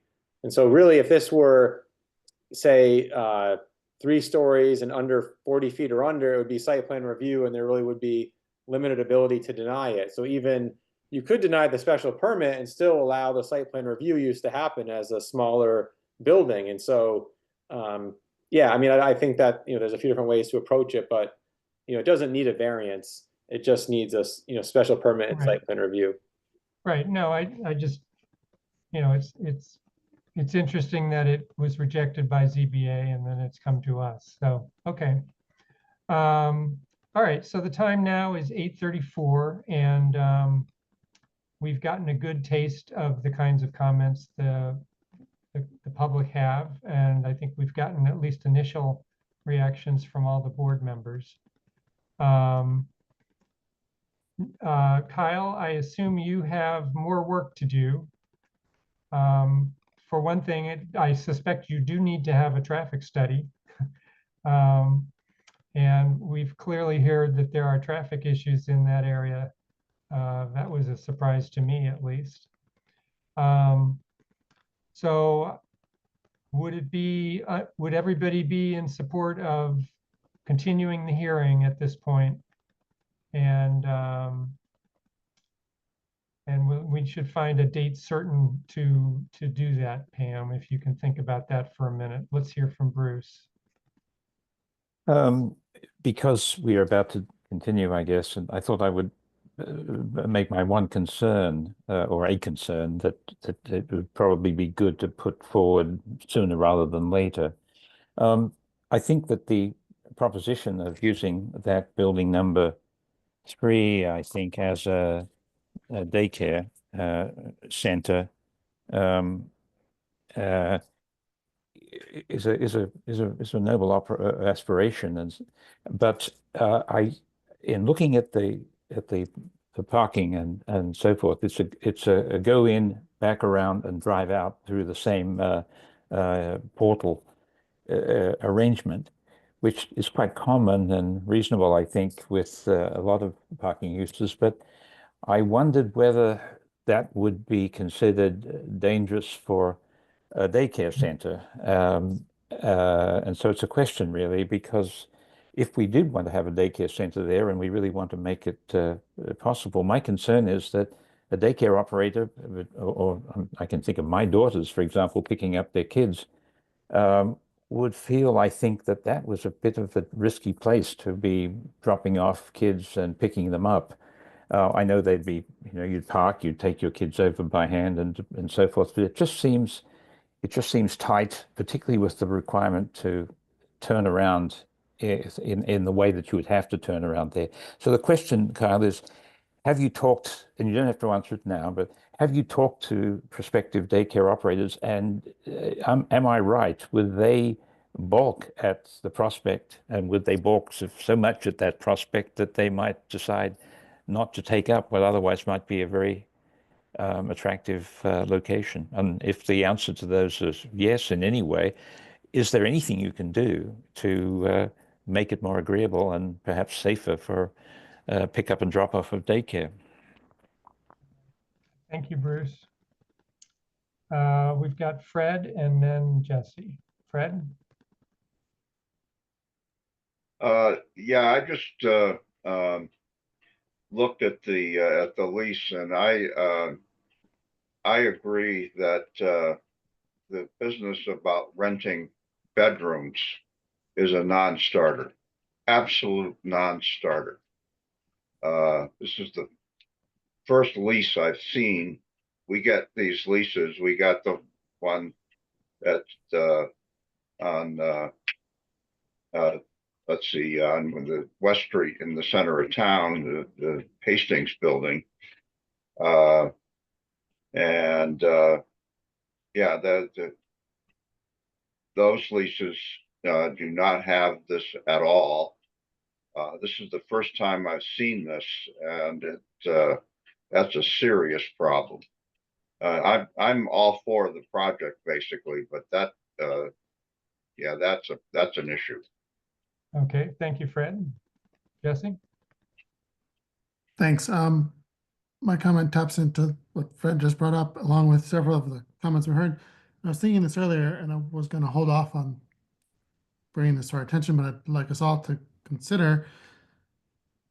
You know, we've heard how it's not affordable for staff, faculty to move into town, and I think that's true.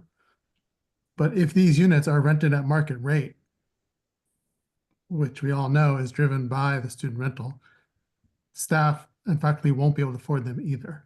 And that's the real issue. So I just want to be real clear. My view on this is it's not going to be populated by staff and faculty and families, maybe a few, but predominantly it will be students, is my best guess. Kyle, if you have a way that you think that's not true, I would love to hear about that.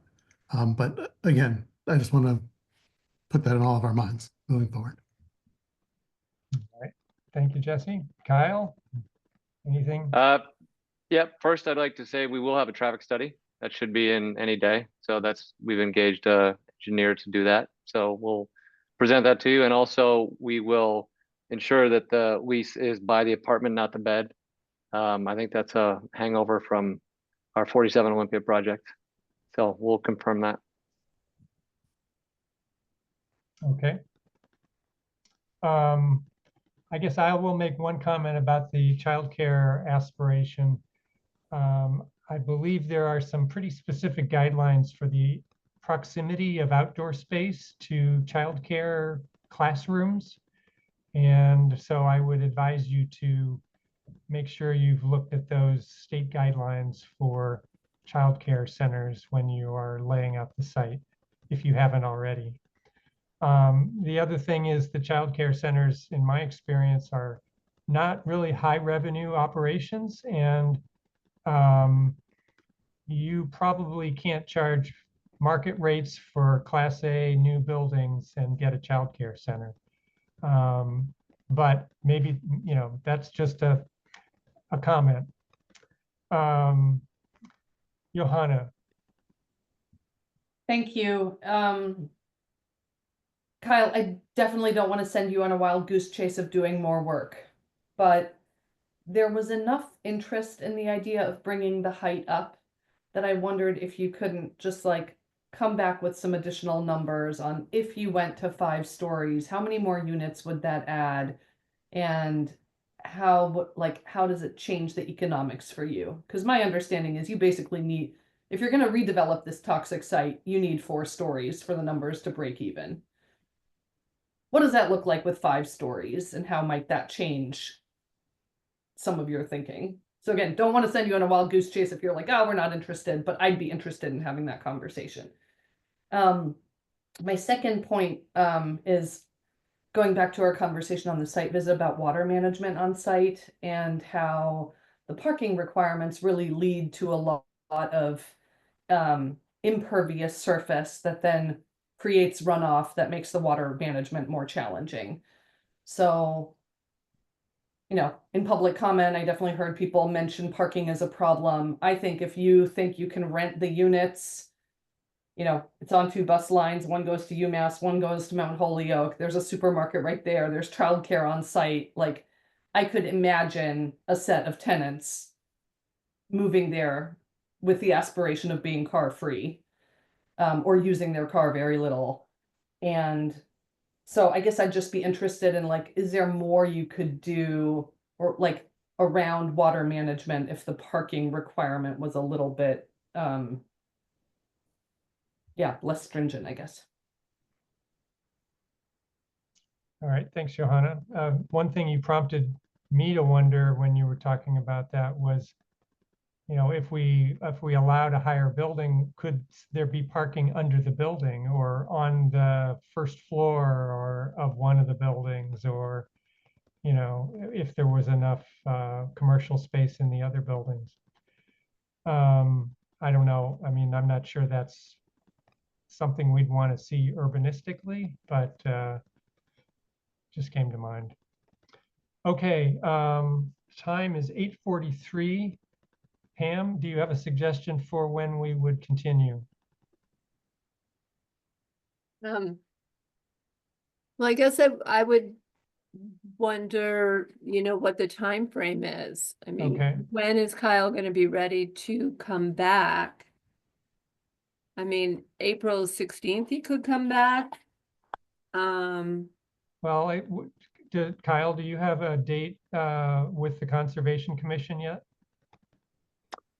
We do not. I think it may be the 9th. If not, it's the 23rd of April. So should we put you on the agenda for the first meeting in May?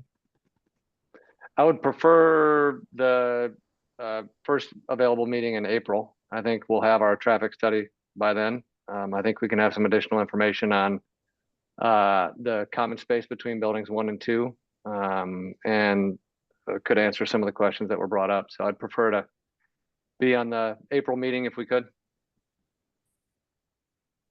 Pam, what does our agenda look like for the first in April? The first one in April, that would be April 2nd. And in my opinion, we do have one site plan review scheduled for 6:35.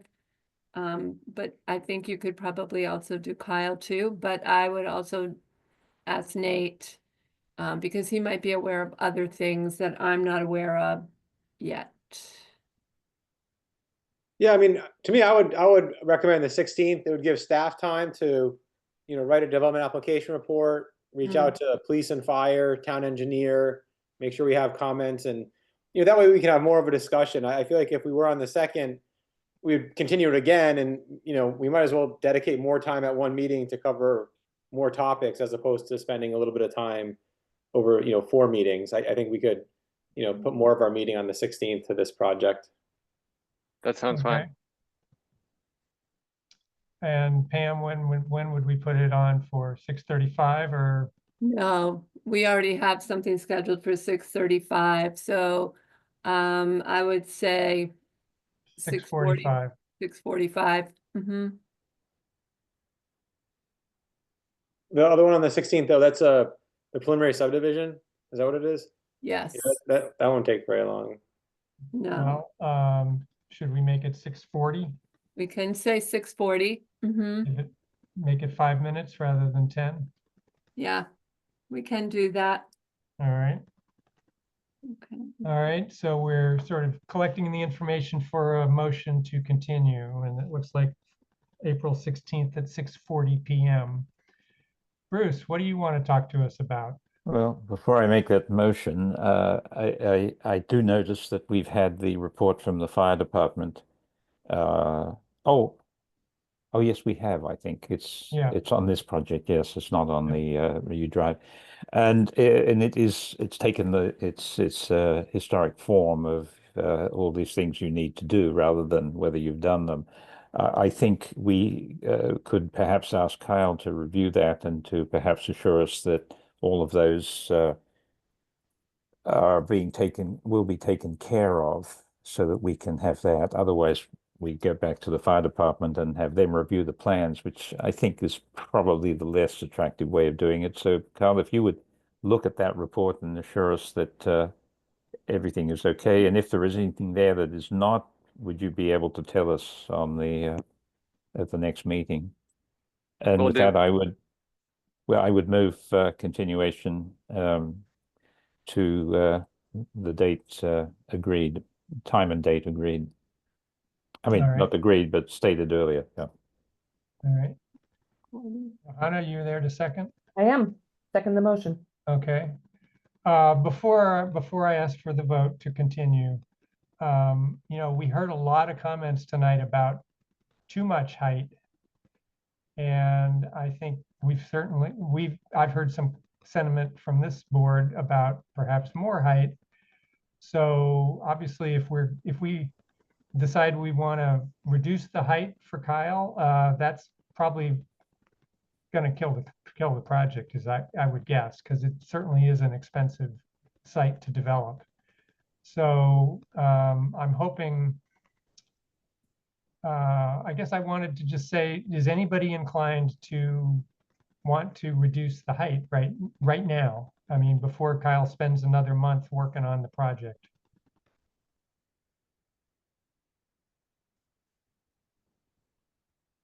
I see two heads shaking no. I haven't, I'm not inclined. I mean, you know, we have these village centers in this master plan, and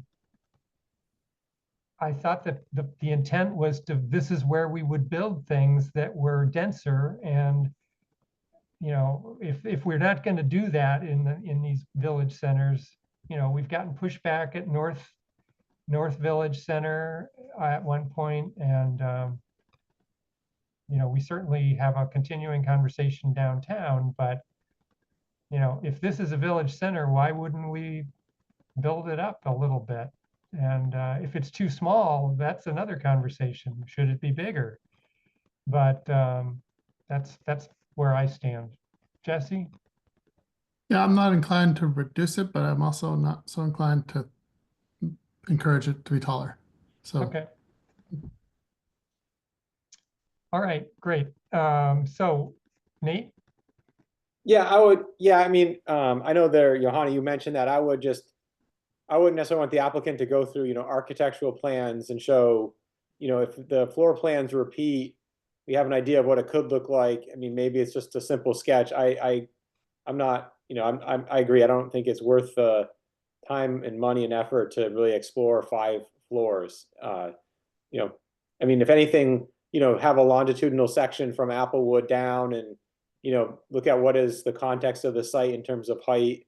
You know, there's questions about roof lines and other things. So, you know, what does that mean for the building now? And I don't necessarily think exploring a 5th floor is what I would recommend. I think, you know, looking at what's there now and describing it better and looking at other examples is where I would put my energy. Okay. You know, I agree, Doug, it's a village center, but it's also, you know, to me, 5 floors is pretty tall. And so I don't, you know, if it came in at 5 floors in staff's development application report, I might say, well, you know, what's precedent for that? And is there ability to step heights or reduce heights for some parts of it and have some be 5 or, you know, something. So I wouldn't recommend 5 across the board here necessarily. Okay. Yep. Kyle, I guess one other thing I guess I should just mention, and we haven't talked much about materials, and we often do talk about materials. I have a little bit of concern about exposed glulam columns, you know, and how they wear over time. I don't know much about the Luna wood and how durable it is and whether it turns gray or black or, you know, after 20 years, is it going to be just an eyesore? Sort of internal porch or balconies on your building with a wood structure feels like an invitation for leaks onto the cross-laminated timber floor panels. You know, I understand the sort of brown theme that's similar to what Atkins is now.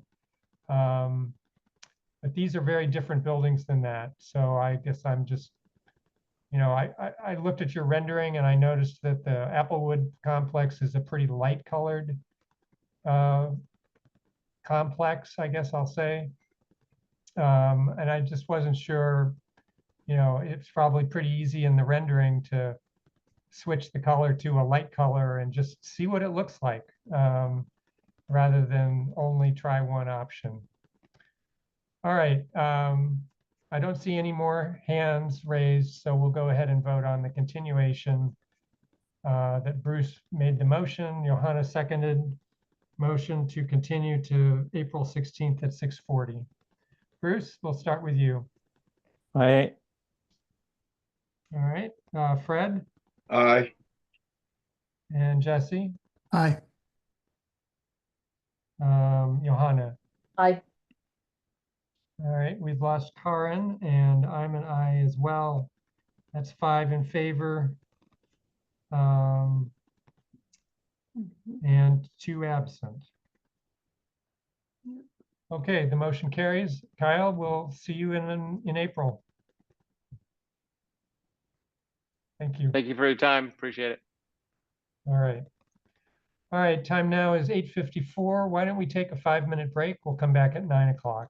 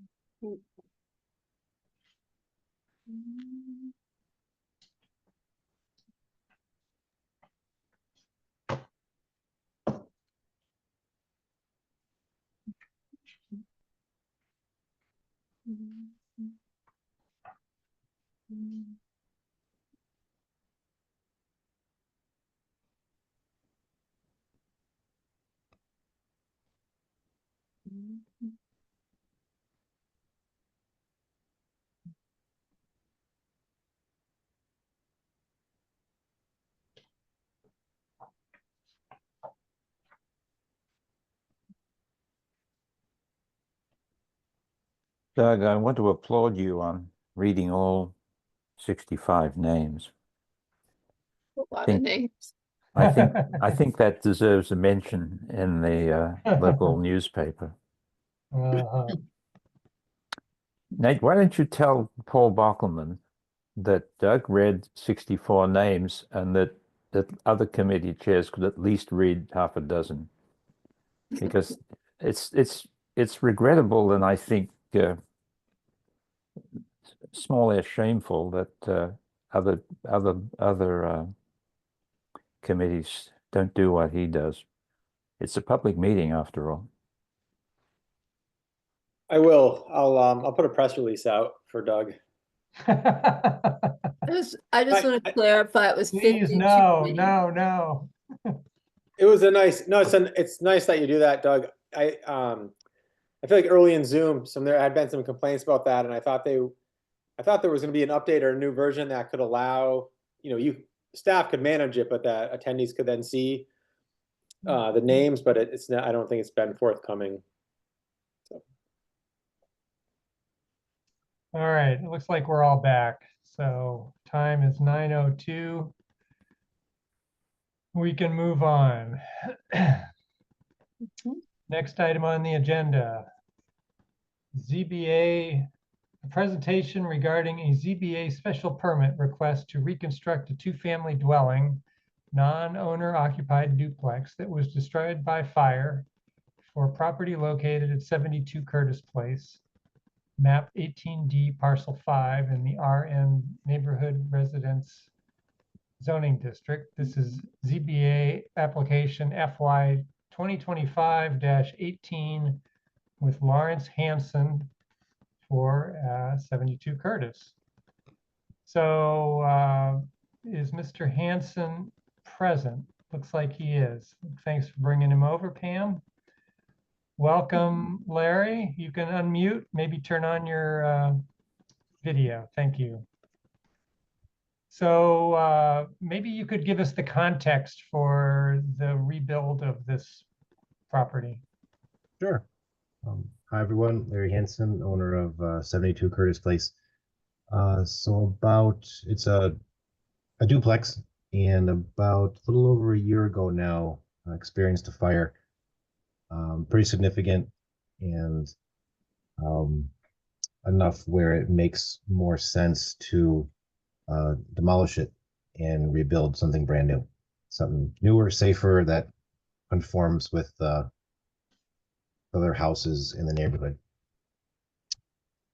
So I had already met with the historical commission, had them on site to take a look, and yeah, we're proposing to build a new duplex. And you need the ZBA approval for what reason? It's already under a special permit. The fact that it exists already, I suppose. Maybe Nate knows. Right, so as a non-conforming, it was non-conforming, they could have rebuilt in substantially the same footprint, but if it's a whole new building or footprint, then it needs a special permit. I see. You'll notice that there's another individual that has their hand raised. It's Mike Bowen. Mike Bowen. Yeah, he's part of the survey team from Levesque Associates. Yeah, so the house we're proposing to rebuild, the footprint is the same size. We're just going to be turning it so it faces a better direction. It makes more sense. It'll face the road better. So it looks like it faces Curtis Place and that the back faces Belchertown Road. Is that right? Yeah, it's kind of, the current house is like a little twisted the way it, yeah, because I think when it was first built, it was the house that, before all the other houses. And I think the original occupants of it would enter from Belchertown Road. But once the Curtis Place subdivision was built, they would enter from the other direction. So the house is twisted as. Okay. So there is no vehicular access off Belchertown Road now? Yep. Okay. One other question I had, it seemed like when I looked at the first floor plan, the two adjacent units were what I'd call mirrored. True. But when I go to the second floor plan, they're not mirrored, they are identical. In other words, the unit on the left has the bedroom in the corner, which, and I would expect the bedroom on the right to be in the corner. So it was also mirrored, but the way it's drawn, the dimensions imply that the stairwells don't line up on the right-hand unit.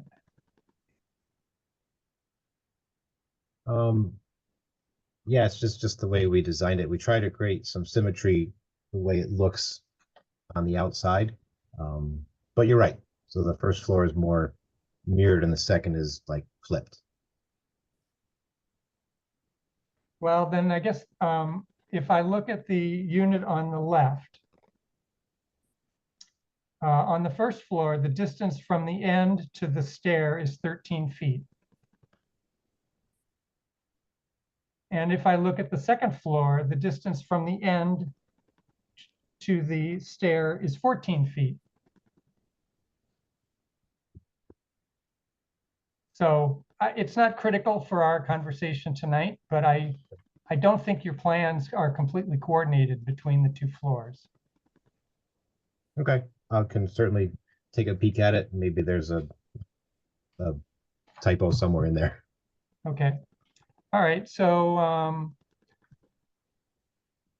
I guess, Nate, the idea is that we give a few comments, then you're going to put together a memo and just give an overview of the different kinds of comments that the board made and share those with ZBA.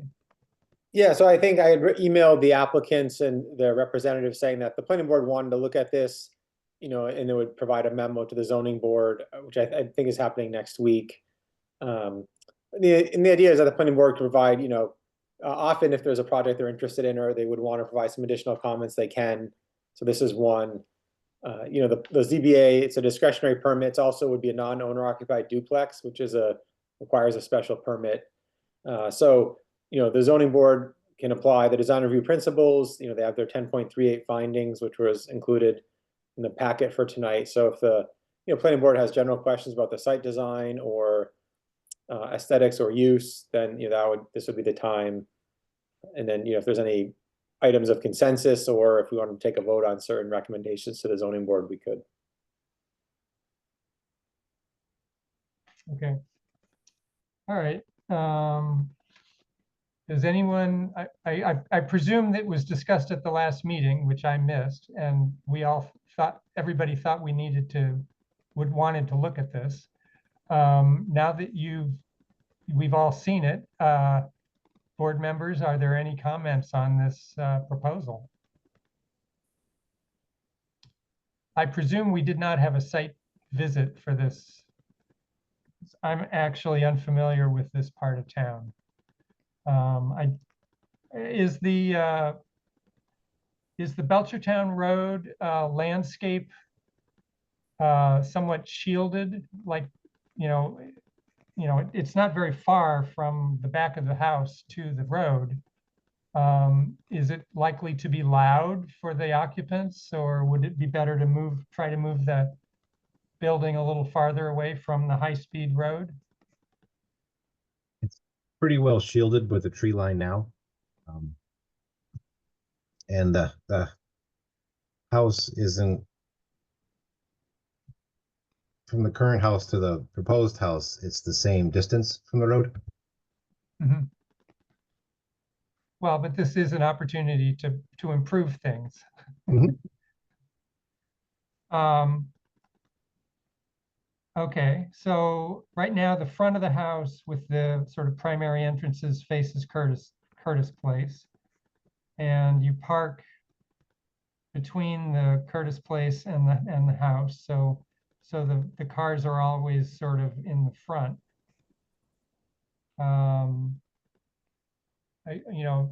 I can imagine it might be worth trying a site plan that had the driveway around to the back and that the houses were in the back, so you could come in the rear and go right into the kitchen with your groceries.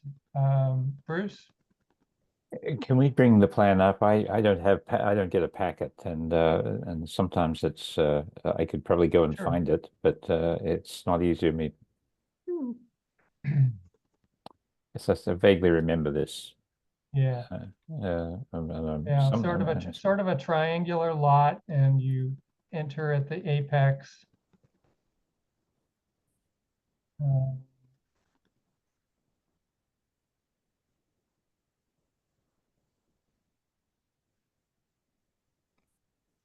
And I see you've got a stormwater garden on the south side.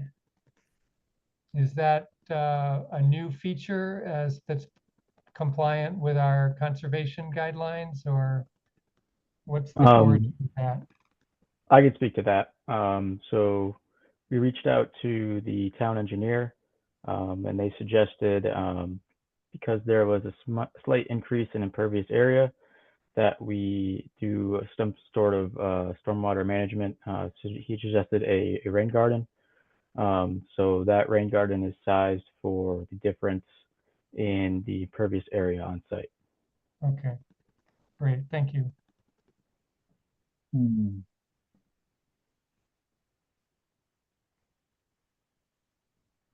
Is this a neighborhood of owner-occupied houses, or is it all rental? I believe there's a couple owner occupied, but for the majority, as far as I know, is rental. Uh-huh. Okay. Bruce, you still have your hand up. Are you expecting to say something? No, I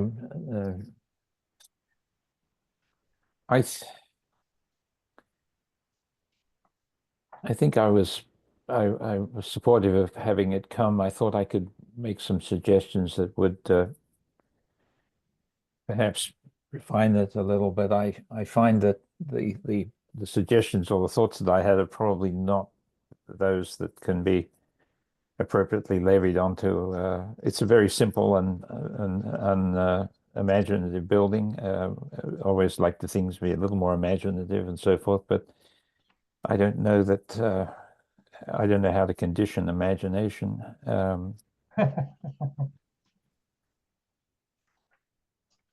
Yeah, I guess, you know, I had the initial comment about the mirror image versus sort of the not mirrored. I think it would actually be better if the second floor was mirrored so that the both bedrooms were in the corner. That would give you an opportunity to put a second window in the end of the end facade into the bedroom. You know, it wouldn't need to be in the middle of the wall, but it would be kind of right opposite the door that you walk in, and that would give the bedrooms a little more light. That's one thought. Let's see. I agree. And you know, it would liven up the end facade a little bit, which is at the moment there aren't any windows on the second floor, which is kind of drab, I guess I'd say. Yes, there's a time-honored standard for space vitality in interior spaces, and it's light on two sides. And putting windows, if you put windows on adjacent walls, the light from one window illuminates the backside of the window interior opposite or adjacent to it, and it reduces glare and just makes everything feel better. Yeah. So you don't feel like you're in a row house. That's right. There's there's opportunities that are again. I mean, I would just suggest that if you wanted to make a more appealing space for people to spend time in, doing what Doug suggests would certainly elevate that, and putting windows in bedrooms on two sides where possible, and it would be possible out of 4 out of 6 of them. I would say don't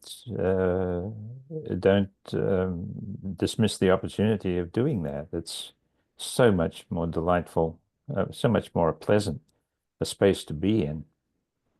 That's just from the interior point of view. The windows also make the exterior look a little more interesting. I mean, not having windows on the upper level of that gable end seems to be a peculiar. Yeah. But that was sort of the main comment that I had. I mean, it's not really very nice to have the parking in the front yard, but given the site, you know, I don't know. And you don't want to add more impervious by having to drive around to the back, and we've obviously spent the time to get the plan put together. So at this point, I don't think there's anything to be done with that. But you know, the layout of the second floor was probably the main comment I had. All right, board members, any other comments? Bruce and I have kind of given our 2 cents. Yeah, I mean, you know, personally, from a staff standpoint, I'm going to echo Doug that, you know, having this wide driveway and parking in front with 2 pole lights, and then the trash in front makes this look like a commercial site and not a residential site. And so, you know, that's something that the ZBA will look at.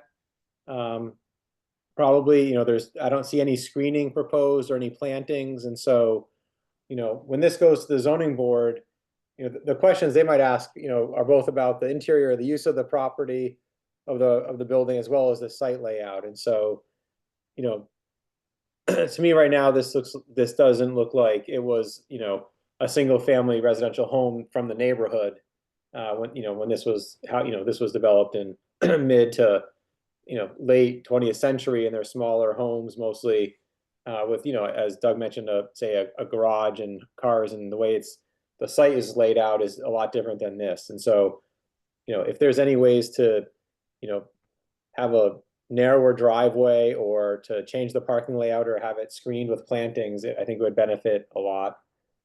Just having a fence here with the trash behind it seems peculiar, that there's, you couldn't swing it around to the side or something, but instead the first thing you look at straight through the parking lot is the trash area.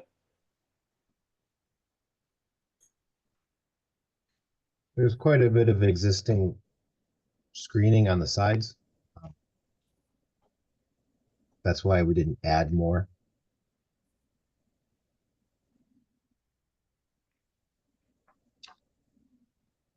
Well, I assume you're going to be disturbing a fair amount of the site with the construction. Some of the screen that's there, we wouldn't be, the Okay. size we wouldn't be touching, no. All right, well, I guess I don't have a drawing of the existing site, so I can't comment on that. Bruce, you've got your hand up again? Yes, I noticed that the driveway is 20 feet wide, and that does seem to be unnecessarily wide. I mean, it's expensive to do that. It's also expensive in terms of the impact on stormwater. Our community has, where I live in North Amherst, there are 11 houses served by a common driveway, and that common driveway is 16 feet wide. And that's wider than we originally intended it be. So I think that a 12-foot driveway would be perfectly adequate for that. So I don't know whether you have a reason for having it wider, but if you took 8 feet off that, you would save some money and save some impact on the stormwater system that you've had to put in. I think there were some minimums we had to adhere to. That's why it had to be 20. Really? Was that the fire department? It may have been.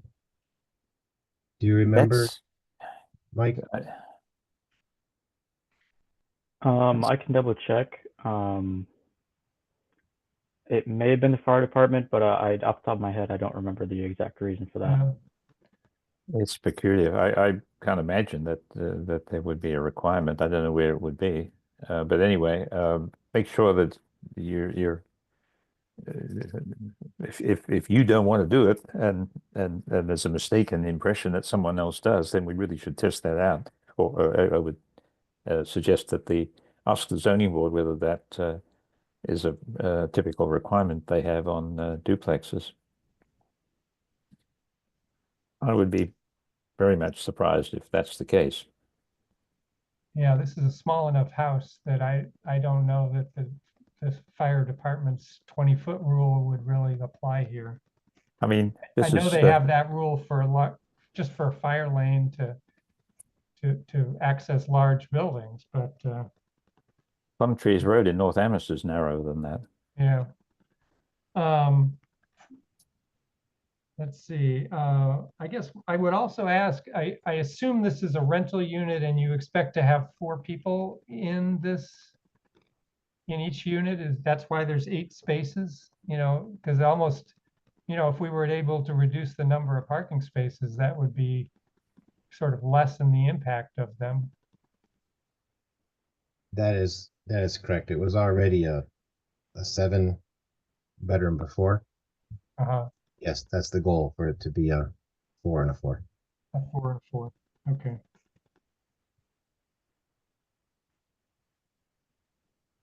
You could almost run the 8 spaces all in one side or the other, and I wonder if that would make it a little less intrusive, I guess. Just put them all on one side of the driveway. All right, well, I don't want to prolong this any more than we have to. It's already 9:23. So board members, I don't see any other comments, any other hands raised. Nate, you've gotten some comments from us. I think as long as you can put those down and transmit them. Oh, Fred, I see your hand. I'm sorry. Yeah, on the driveway width, as you know, I live in a 3-family house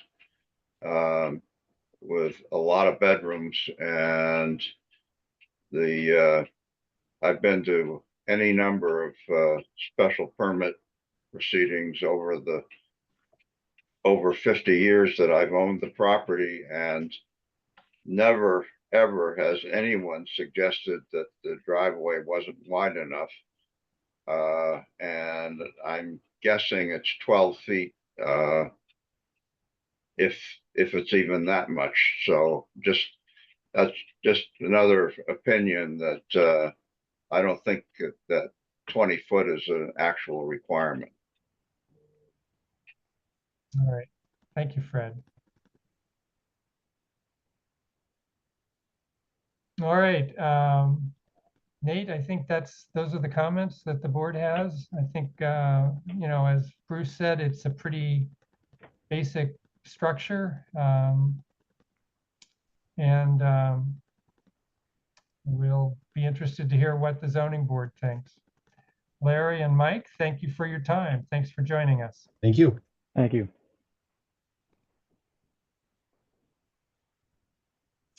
All right, time is 9:25.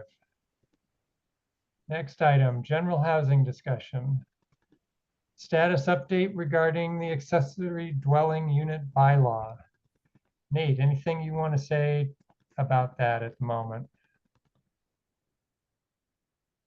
There was the model zoning bylaw that was presented by the state recently. It's online. There was a webinar. It's in the packet online, as well as an updated document from staff. I think a few communities are starting to go ahead and try to vote on an updated bylaw. I think we still need to look at ours. And my impression is the state really wants to have ADUs be by a building permit and not be overly regulated and restricted. I've asked KP Law to look at the document that's in the packet to determine if things are reasonable or unreasonable, or possibly prohibited. I think there's a few things highlighted in yellow that are probably, I would not recommend. I had them in there just because it's new ideas, things that were discussed. And I will say that the student home definition is something that we've talked about, and I don't really, the building commissioner and staff is not sure how that could be enforced. And even if there was a complaint, we can't ask for this, the status if it's a student. KP Law originally thought it could be a prohibited regulation, and if not, unreasonable. And the webinar suggests that as well.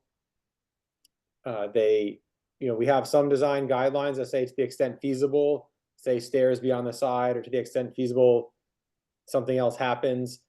I think that could be justified, but in a conservative approach, I think some communities are not even having things like that in there, just because it's not the same standard for a single family home. We don't ask for, an entry to be put on the side or stairs to be put on the side.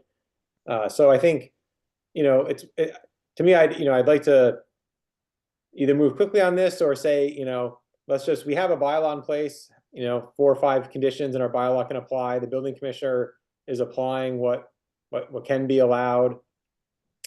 And then we move on. I think, the rules and regulations in the webinar didn't clarify, say, gross floor area, and if it's habitable space, if it's by building code or not. I think there's a few interpretations that towns will be doing individually. And so to me, the webinar didn't answer some of those questions necessarily. And so I think what we have for the most part, is pretty good. I think, a principal dwelling has to have at least 1 unit. So a number of communities are taking the approach and saying, well, they're limiting ADUs to single family homes and not to duplexes or things with greater number of units. I don't necessarily think that's in conflict with the rules and regulations or the legislation. You have to have setbacks that are as permissible as possible. So one of the new conditions in yellow, and the last one said if it's a detached structure, it has to have the setbacks of the principal dwelling. The rules and regulations the state put out say it has to be, or the accessory dwelling unit, whatever is more permissible. So right now we just allow it to follow accessory structure setbacks, even though it becomes, a dwelling unit. And so I wouldn't recommend necessarily putting that in there. I think that they really clarified that in the webinar, and the rules and regulations do say that. I think sometimes it's just how it's interpreted, given there's a number of commas and phrases and ands or ors and what regulates what. But if we, like I said, I think there's a few points that probably need to be worked on, but otherwise, what was in the packet could probably be considered ready to go. So, I think it's the student home definition, and then the condition, 14, 15, 16 were in yellow about, having things, the setbacks, and then to the extent feasible, having new entrances on the side. The last one is about non-conforming structures. And so essentially any non-conforming structure or property is allowed a protected use ADU. And right now we would say that it needs a special permit.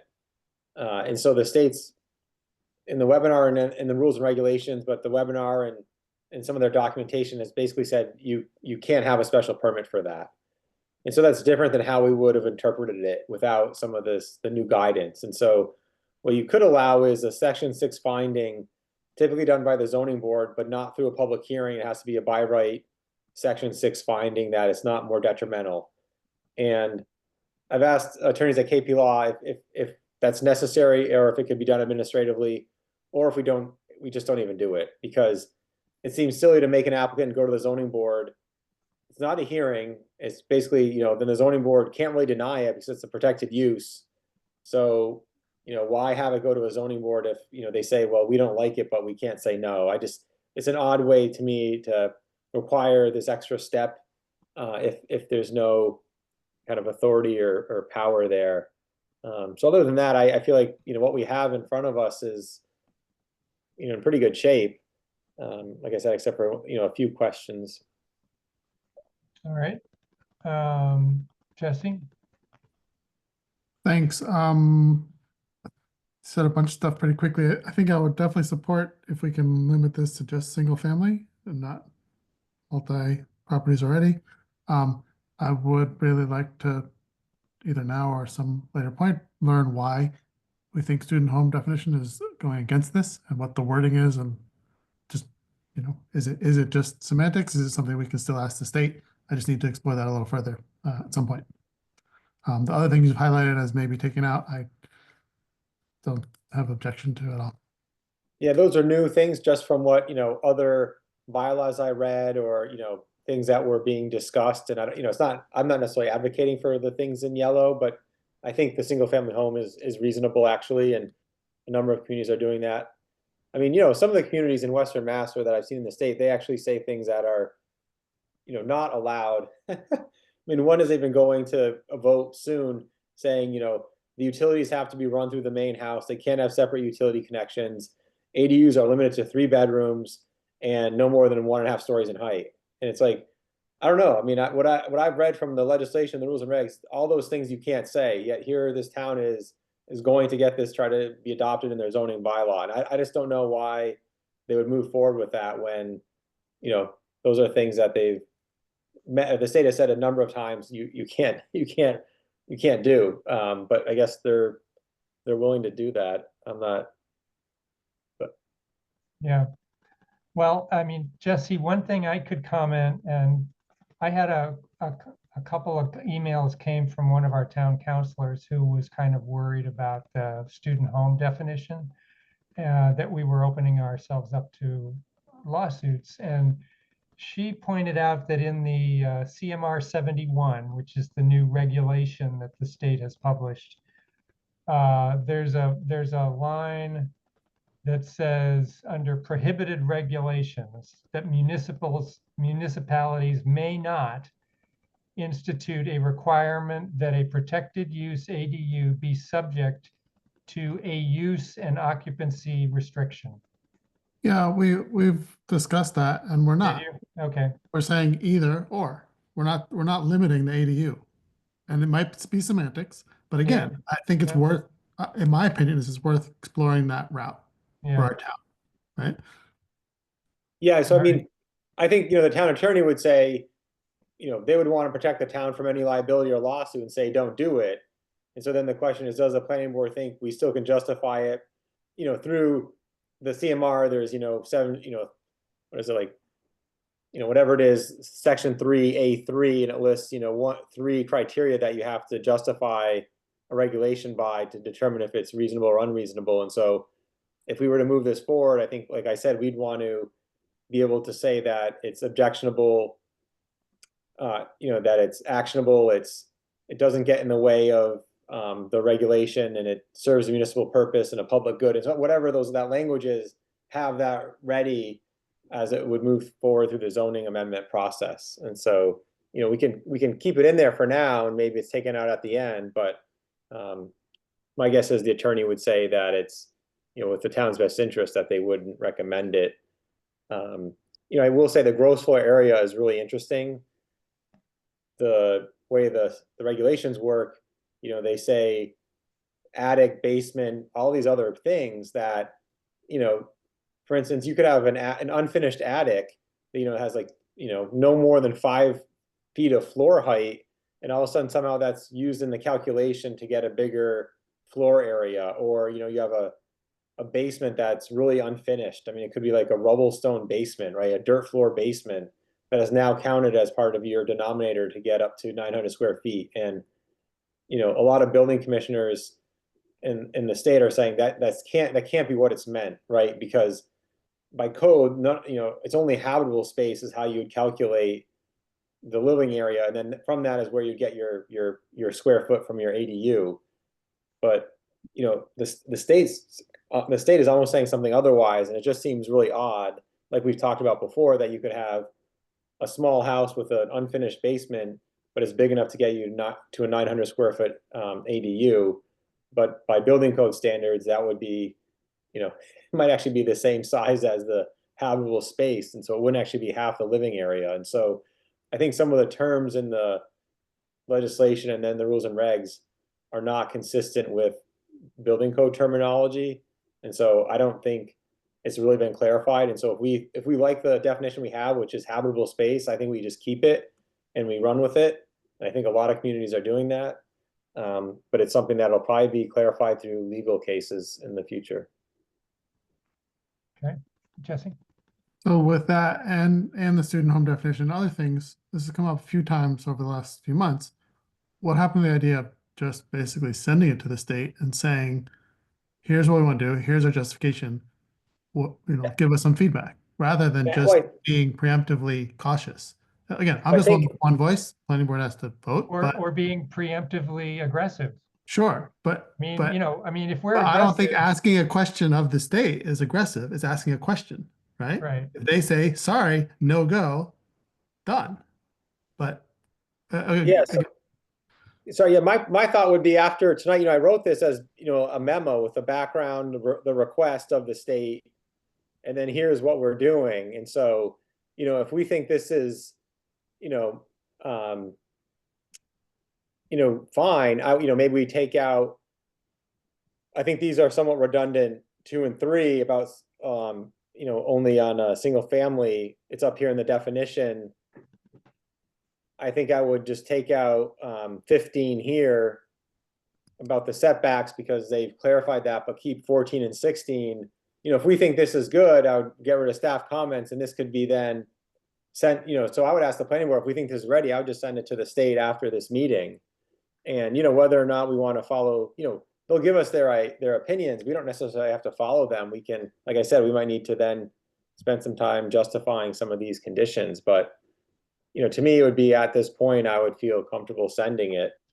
And, we can then take their opinion and move forward with it.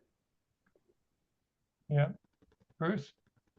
Doug, I think we should be preemptively aggressive. I like that phrase. Because Amherst, as we've pointed out with that statistical document, or the compilation of our populations and so forth, is essentially an outlier. It's unique. So yes, I think we owe it to the town to be preemptively aggressive because we are in an unusual position. And I think if we can, if it's possible to have it interpreted this way, I think it's to our benefit. So Nate, is there a person or a department you would send this to at the state? I mean, you know who to send it to tomorrow? Yeah, I do. Yep. Okay, and they are prepared to render opinions about things? They say that.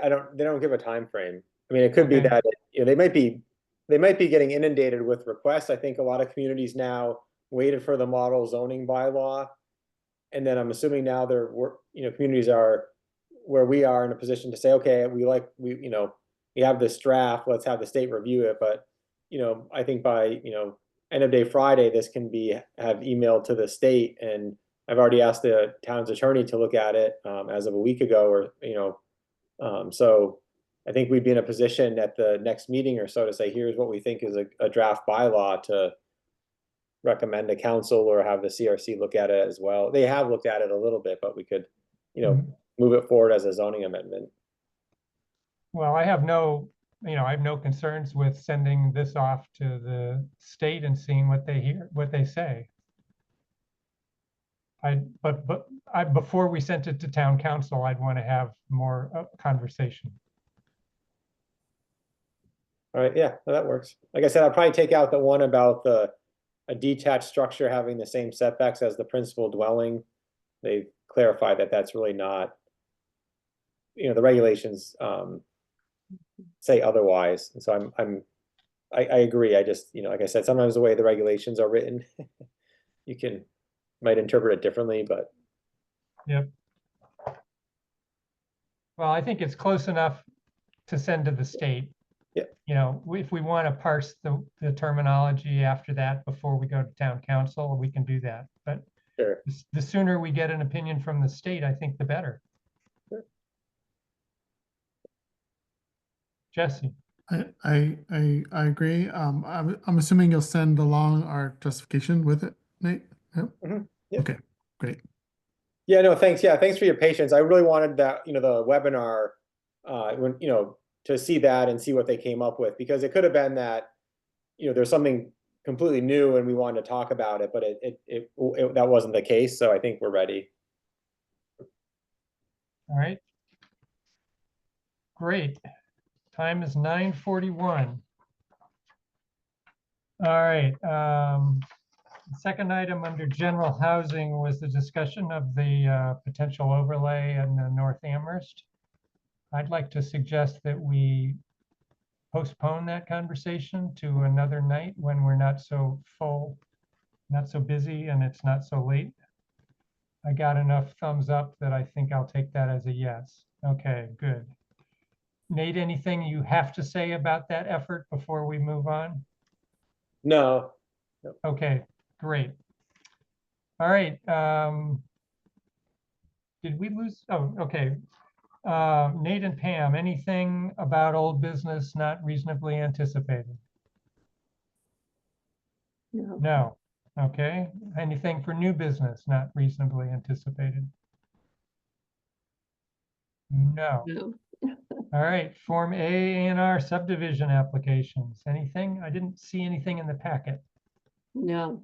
I will mention, I think we talked about it on the 16th of April. The Shutesbury Road solar project, there was a preliminary subdivision plan that the board reviewed last year, and that has since expired. So they didn't submit a definitive plan within 7 months. And so they resubmitted a preliminary subdivision plan for basically the same thing. And, they can do that. And so that'll be heard in April. And so, Okay. they're still, they're doing that to try to freeze the zoning. So it is literally the same plan that the board looked at. Where is the zoning bylaw? Is it still buried in CRC? The solar bylaw. It is, yeah. It's working its way through CRC to then be referred to council as a zoning amendment. So I'm not sure how many more meetings it'll take, but it's still working its way through. Yes. Okay. All right, upcoming ZBA applications, anything? I don't Rick? have anything I want to report tonight. How about you, Nate? I don't either. Okay. Upcoming SPP, SPR, SUB applications? Nope. No, we have Well- a hearing on April 2nd. Yeah. Amherst Youth Soccer is proposing a storage shed at Plumbrook Recreation Area. It's pretty minor, but you know, it's a new accessory structure, so it couldn't be approved administratively. I think that's it. All right. Time is 9:43. Board, committee, and liaison reports. Bruce, anything for PVPC? No, nothing to report. All right. Jesse, anything housing subcommittee? Nope, we failed to meet last week. All right. Karen's gone, so we don't have DRB. All right. So report of chair. I finally have something to say in my report of chair, and that is to thank Johanna for running the meeting last time. I didn't get any complaints. I think I could just disappear and you could take it over from now on. So thank you for that. You're welcome. And if it ever makes sense for me to chair a meeting and so that you can be more of a participant, just let me know. Happy to play that role as vice chair. All right. Thank you. Any report from staff, Nate and Pam? Well, you know, I usually mention the different reports that are ongoing. So you know, the housing production plan is moving forward. There's draft goals and strategies. The consultant provided just in the last week or so, maybe 2 weeks. I think the board will probably look at that in April. They've you know, updated the needs assessment. So thanks for comments. And then I think we'll look at the goals and strategies. You know, ultimately the planning board and town council will need to vote to, I guess, approve it. And then, you know, we send it to the state for their review. And so we, you know, want to keep the board up to date on that. The Dodson and Flinker downtown design standards is continuing to meet, and they have some draft standards, and they have, you know, they have a working group. And so they're meeting. They met, I think, 2 weeks ago, and they're meeting shortly to keep reviewing those. But I think probably in April, they'll become public. And so we'd ask for, you know, public comment on those design standards. The idea would be to try to wrap those up this year.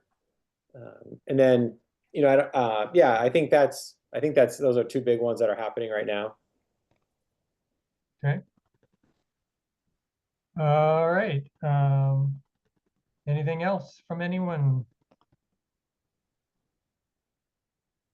All right, so our next meeting is April 2nd, did you say, Pam? It is.